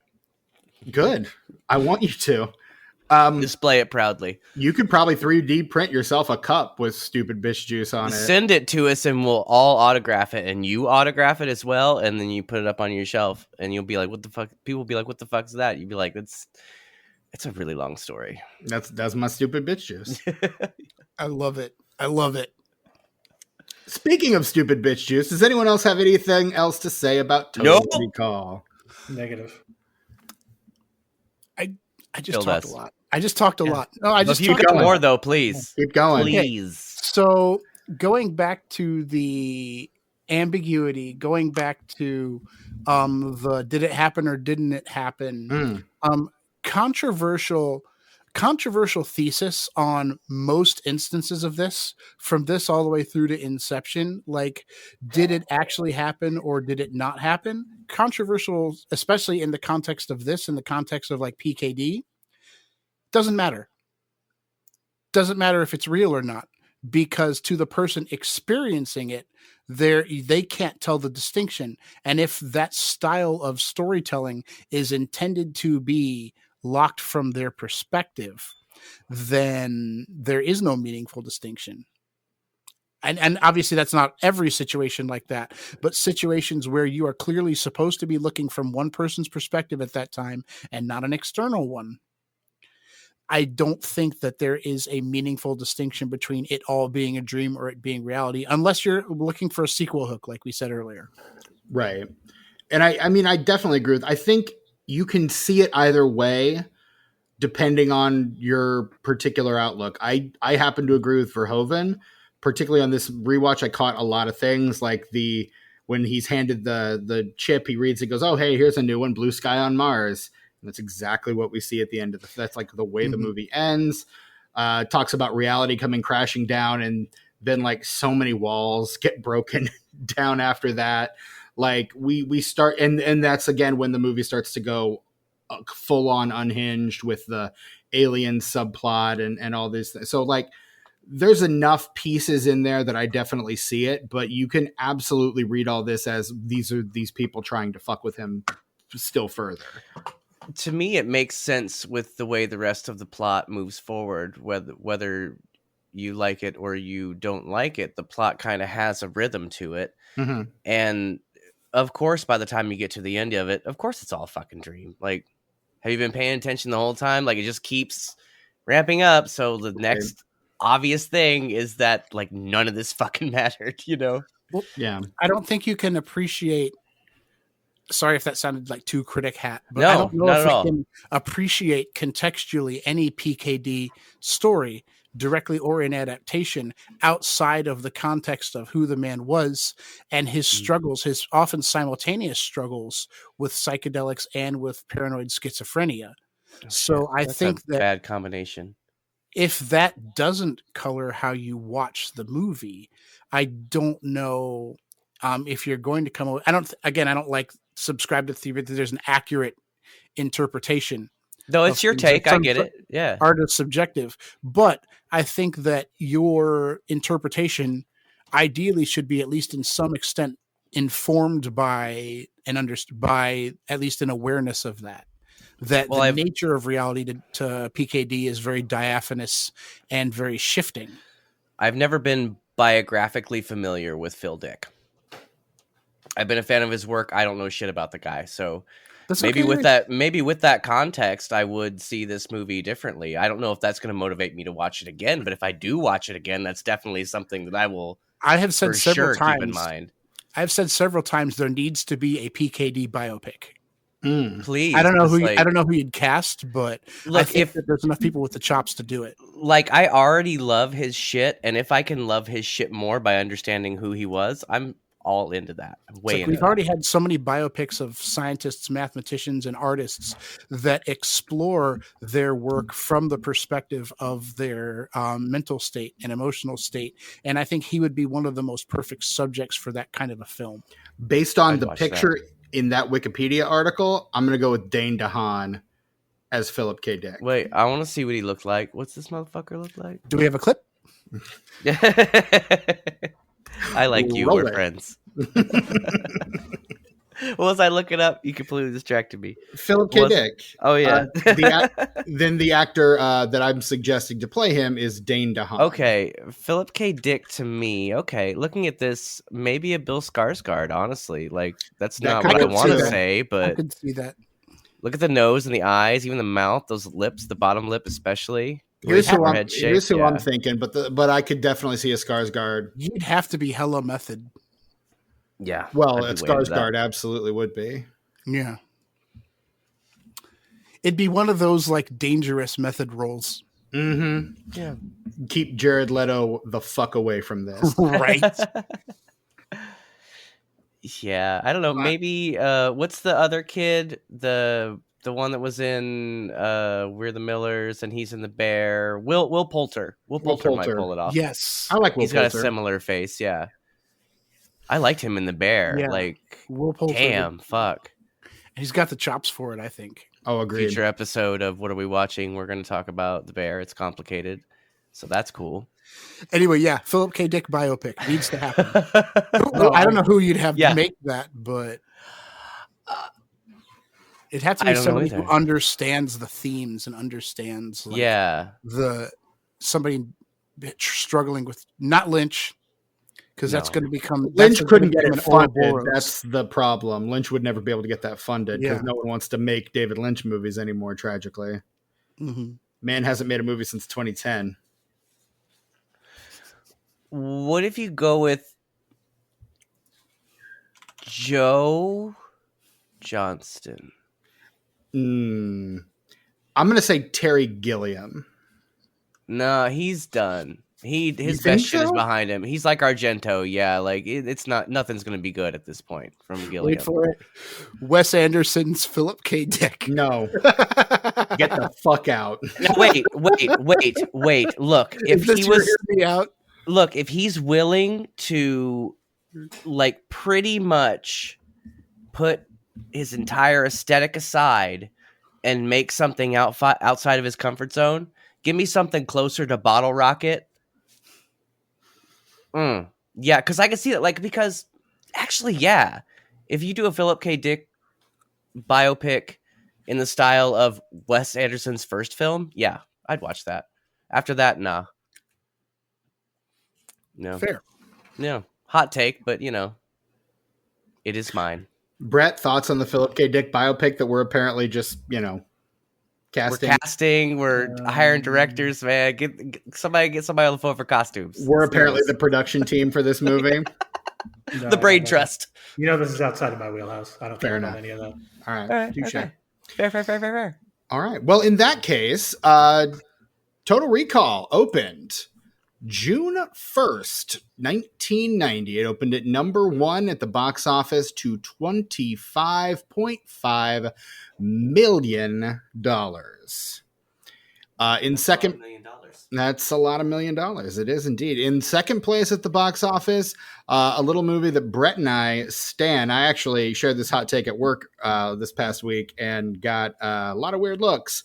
Back to the Future Part 3. Hey, add me to that. Like, we're a team, you guys. And I also love that movie, except I really hate the ending, but it doesn't ruin the movie for me. 3 better than 2. This is the stance that Brett and I have taken. Now, okay.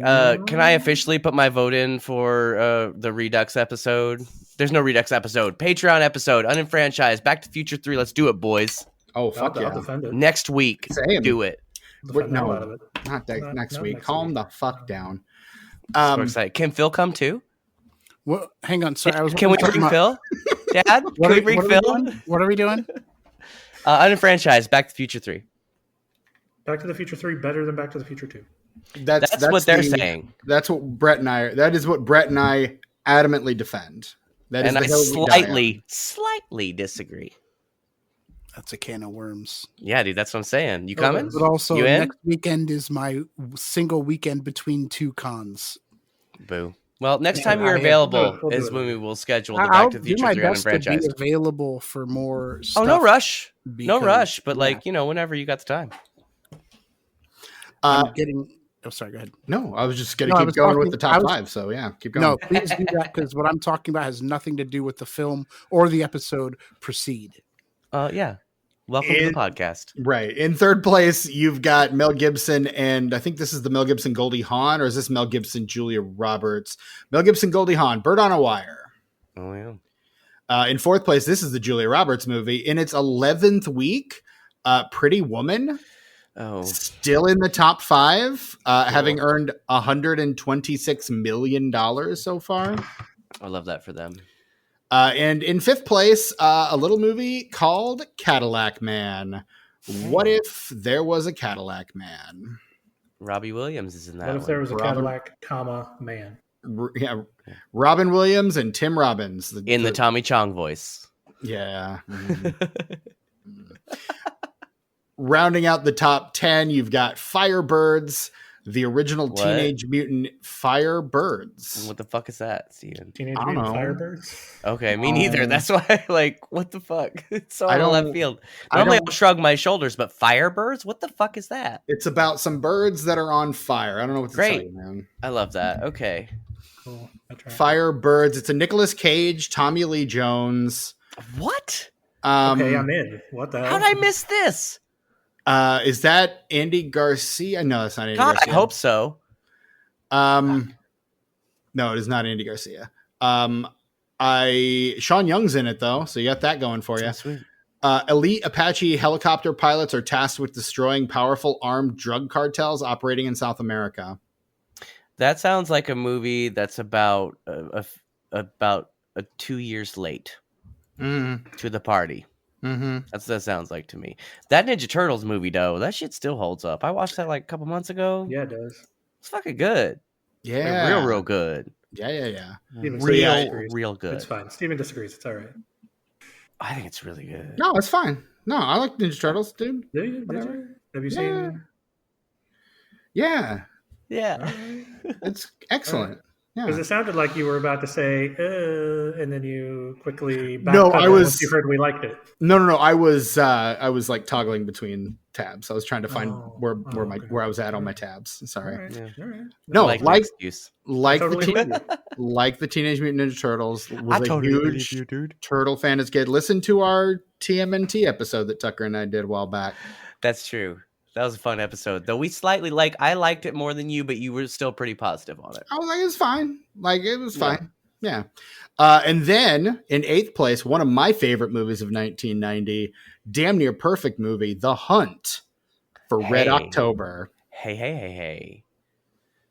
Yeah. I love that movie. That movie It's fucking so rules. good. But it's not even a boat movie, it's a submarine movie. So as much as I respect it and think that it's fantastic, not for me. That's a bummer because it is the least action movie of all time, and I love it for that. And it is fantastic. The economy of storytelling is perfect. It's like fast. that is like in John McTiernan's Miracle Run of like Predator, Hunt for Red October, and Die Hard. Like, he certainly helps that he had Basil Polidoris for the score. Oh, Basil. For me, Steven, The Hunt for Red October, it's kind of my Kevin Costner. You know, it's a thing that, like, I should like it because it's amazing, but I'm so, like, for some reason ready to die on this hill of, like, not liking boat movies. Like, I feel like I've taken the bit too far to where it's, like, actually affecting my enjoyment of films. I believe that. Yeah. You can't backpedal on it anymore. And that's fine because I have a lot of fun with the bit. Like, that's more important to me than some fucking real good ass movie that I should be enjoying, you know? In 9th place, Tales from the Dark Side, the movie. Hey, I like that one. Keith David. Yeah, love Keith David. And in 10th place, a little man named Joe versus a little thing called The Volcano. Hey, you guys, what? You guys, for real, we should do that. You're right. Next week. Yes. Episode on Joe versus the Volcano next week. No. Schedule it, Steven. It's Arnie April 2, Austrian Boogaloo. Fuck. Did you keep the articulating the punctuation in the titles thing from when we did Street Fighter? Because I thought I heard you say title, subtitle. Oh, yeah. That's a thing that I stole from Andrew Jupin on We Hate Movies because I think it's really funny when he does it. I love it. I love it. Yeah, it's a bit. It's a bit. And also I'm like scheduled out through like early August right now. So well, put it on the list somewhere, would you? I will not. Damn it. And it makes in its first weekend gets 25 million on its way to 119.4 million domestic. It gets another 142 million international for a worldwide box office gross of $261.4 million off a production budget of 65 million. So it does gangbusters, which is guys, as something much as we kind of noticed this time with Arnie April is these movies are just raking in cash hand over fist. As much as I don't like the way this movie looks, it's kind of fantastic. Look, like, I don't know. This movie, I hate it, but there's so many like little things that are great that I can't ignore, but I'm still not trying to ever watch it again, you guys. I'm not going to make you. Look, I'm not trying to be positive. I just can't help but see the positive stuff in this film, even though I fucking hate it. So I feel like you guys, I've really, really kind of stuck with my promise to have a fun time and be a good dude talking about this movie. You guys, you have. I would agree. Is there some kind of possibly a medal or an award I could, because it's taken a lot of restraint. That's all. Phil might be able to 3D print you something. Yes, please. The May I have a cool trophy? Dudes talking about movies. I'm a millennial. May I have a trophy? I participated. I did I a sure thing. did. I exercised self-control. It's just a Mortal Kombat Johnny Cage figurine. Please, I'll send you my address. It is done. The tomatometer score on this movie. I'm sorry. Was there a question? No, I was handing it over to you. Oh, right on. The tomatometer score on this movie is an 82% certified fresh from the Rotten Tomatoes. The critics' consensus under Paul Verhoeven's frenetic direction. Total Recall is a fast-paced rush of violence, gore, and humor that never slacks. The Metascore is a 60 based on mixed or average reviews from 17 critics. And the Letterboxd score is a 3.8. Phil, as our guest, out of a potential 5 stars, how many are you giving to a little film called Total Recall? 3.5. 3.5. Fair. 3.5. It knows what it's about. And it's not trying to be Oscar bait, obviously. Yeah. Obviously. No. Oscar bait wasn't really a thing at the time, I don't think. But I mean, kind of was. It was kind of embryonic, Not like I it guess. is now, but yeah. I mean, Oscar bait really becomes a thing when, the dreaded Harvey Weinstein starts doing his shit a few years from now. But yeah. Brett, 3.5. what about you? How many stars are you giving to Total Recall? 2.5. 2.5. All right. Tucker, dare I ask?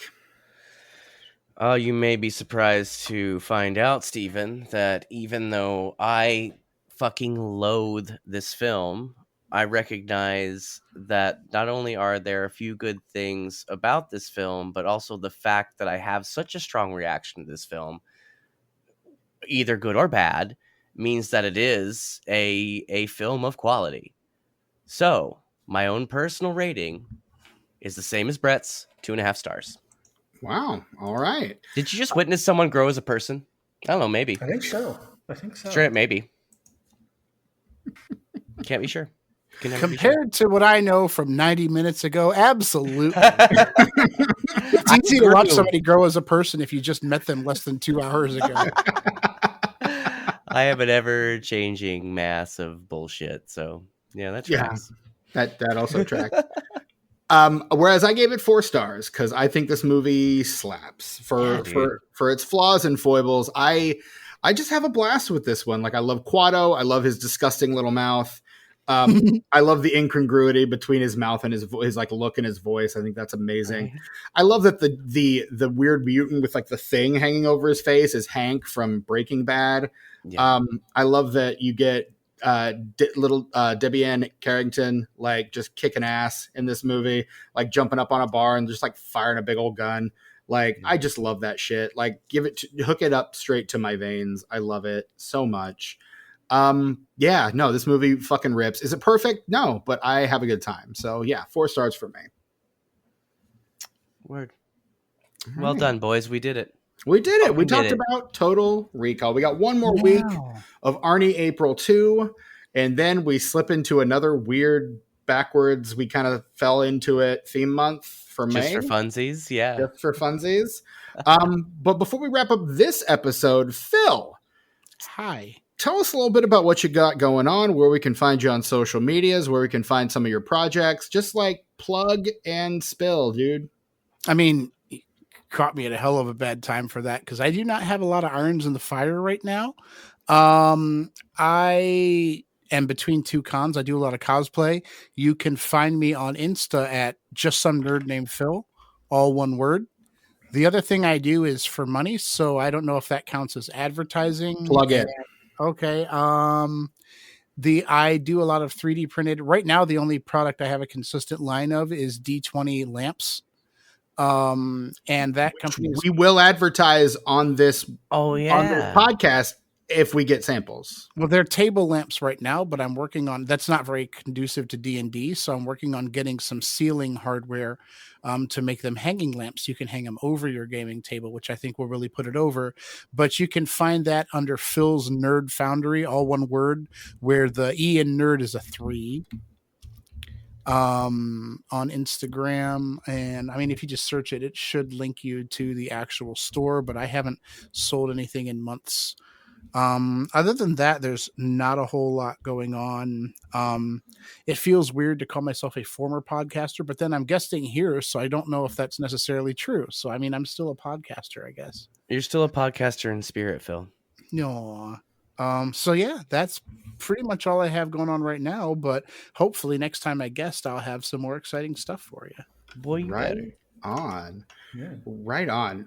Phil, anytime if there's a failed franchise starter you want to cover, I'm pretty sure I had you down for this movie at one point. You expressed interest in it. So that was why I called you, because I was like, I know he wanted to do this one. So I'm going to call my boy up and see if we can get him on. But yeah, anytime. I appreciate that. Anytime, buddy. This is the Disenfranchised Podcast. You know us, hopefully, maybe, unless this is your first time, in which case, welcome. We're glad to have you. Hopefully the tangents weren't too off-putting. No, everybody loves the tangents. That's why people come for the tangents. You come for the topic, stay for the tangents. Yeah, that's how it works. That should be your tagline. It should. We should get that on a t-shirt. Please. There we go. I already forgot what it was. It's fine. Doesn't matter. Anyway. Come for the topic, stay for the tangents. Write it down, Brett, quick. You're the only one not inebriated. Your t-shirts say you should put that on a t-shirt? Yes. I wonder if anyone's gone with that as a slogan. Like that's maybe you should. Probably a t-shirt company. I would hope. Maybe. Just t-shirts that say that. That's a good idea. Anyway, you can find us on all the social medias. Well, some of the social medias. You can find us on Blue Sky, Instagram, Facebook, and Letterboxd and YouTube. I keep forgetting the YouTube at disenfranchpod on all those mediums. You can also shoot us an email, disenfranchpod@gmail.com. Let us know if there's a failed franchise starter you want to cover. Let us know, I don't know, just how we're doing. And if you send us one, we'll probably read it on the podcast, because we don't get a lot of mail. Speaking of things we'll read on the podcast, if you swing on over to Apple Podcasts or Spotify, wherever, you leave us a 5-star rating and review, we will read that review also on the podcast. So yeah, just we love it when you make us feel good about ourselves. So look, I'm willing to sweeten the deal, Steven. If people write us fan mail that we can read on the air, I would also be willing to toast to them live. Wow. Raise our glasses. Tucker is routinely a guy with a shot glass at the ready. So it's just it's not much of a bonus, but it's a little bonus, little incentive. If you want us to drink to your honor, that's a way to get us to do straight it. Up say your name and talk about how cool you are and stuff. Yeah. Yeah. And while you're on the internet, if you want to give us a little more support, you can always swing by our Patreon, patreon.com/disenfranchpod. Getting ready to undergo some big changes. Just put up a poll for our patrons the other day. I voted. You did. And it's interesting to see some of the responses. So yeah, we're changing up some of the formats behind the paywall. We're going to try to bring you a greater variety of content more frequently, or at least more regularly. And we're moving the What Are We Watching show to a bi-weekly show as opposed to a weekly show, which, has the added bonus of giving you more content within an individual episode, which is fun, but also freeing us up, which also frees us up to talk about and record other episodes of many of the other shows we've got behind the paywall, which is really what this is all about. So, damn, Steven, Book of Clarence, here we come. Shit. I'm just saying. Looking at this poll, damn. Right? I haven't even voted either. So, Steven, the kids love you. I don't know why, but yeah. Okay. Hi, kids. Thank you. I am your host, Stephen Foxworthy. You can find me on social medias because you all love me so much, apparently.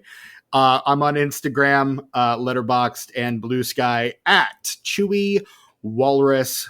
Brett, where can we find you on socials these days if we want to keep up with your comings and goings?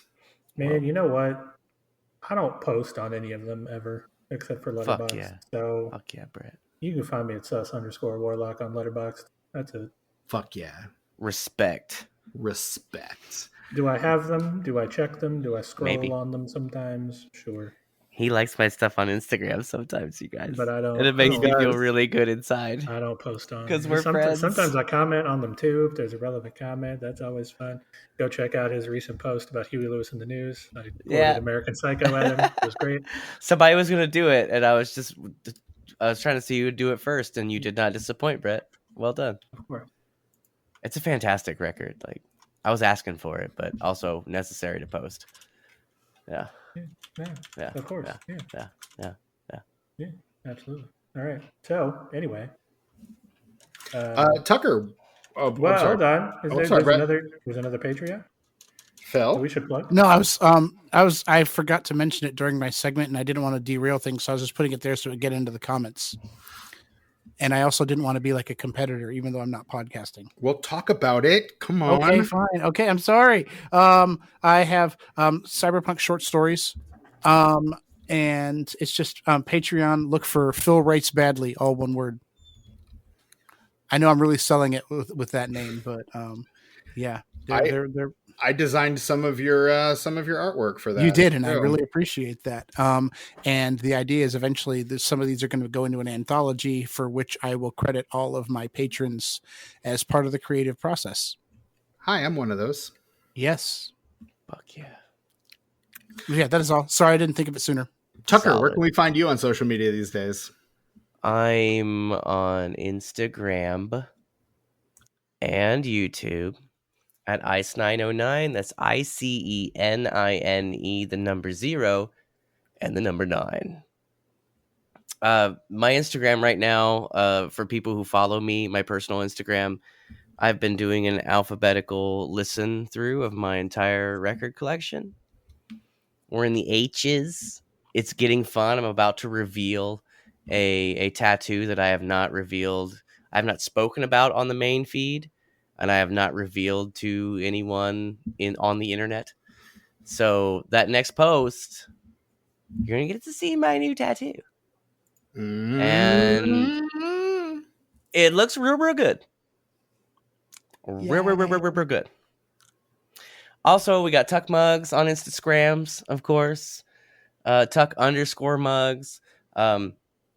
We've been kind of chilling out for a minute because we kind of had a lot of posts going, like one after another, which is fantastic. But you got to cool down sometimes. I've got a self post in my back pocket. We're going to get to it this week. I have a guest post that I've got in my back pocket too. Really? Yeah, the one you told me to post from my vacation. Oh, fuck, yes. That, yeah, we got to talk about that because I'm excited about that motherfucker. So stay tuned for that. Steve and I are going to put our heads together and make something fantastic. We'll talk to the rest of the team and see what we can come up with. Run up the flagpole, see if anyone salutes it. Yeah, absolutely. The team at Tuck Mugs, like, even if there's not a lot of content coming out, they are working hard. They're earning their paychecks. Some of the hardest working people. Really, like, bless them. Mm-hmm. Bless them. Anyway, all. That's Tuck_mugs on Instagram. If you just want to, like, straight up chill and look at some glassware, like with liquid in it and shit, instead of like doom scrolling over some bullshit that's just gonna make you depressed and upset, like this movie. Yeah, Tuck Mugs, Tuck_mugs. I had to get one last dig in there. I did. Man. Ooh, last word. I hate it. Oh, that was ugly. Really small and petty of you, Tucker. That was very, dare I say, quado of you. Yeah, but here's the deal. Like, if it hadn't been like as silly and maybe kind of clever, like there was a little charm to it. So I think I can squeak by on that. It's like kind of a Bill Murray thing. Like, if you do say so yourself. I do. I know. I heard you. We all heard Tuck it. Mugs. Tuck_mugs. Go there. All right. Smash that follow button. Or whatever the kids say. I don't know. God, I don't know. Whatever do you say? Oh, yes, fuck. the Utes for sure. Anyway, this has been our episode on 1990s Total Recall. Join us next week for the final installment of Arnie April 2, Austrian Boogaloo. I've been your host, Stephen Foxworthy, for this, the Disenfranchised Podcast. For my co-hosts, Brett Wright and Tucker, and our very special guest, Phil Smith. Until next time, get your ass to Mars. You stupid bitch.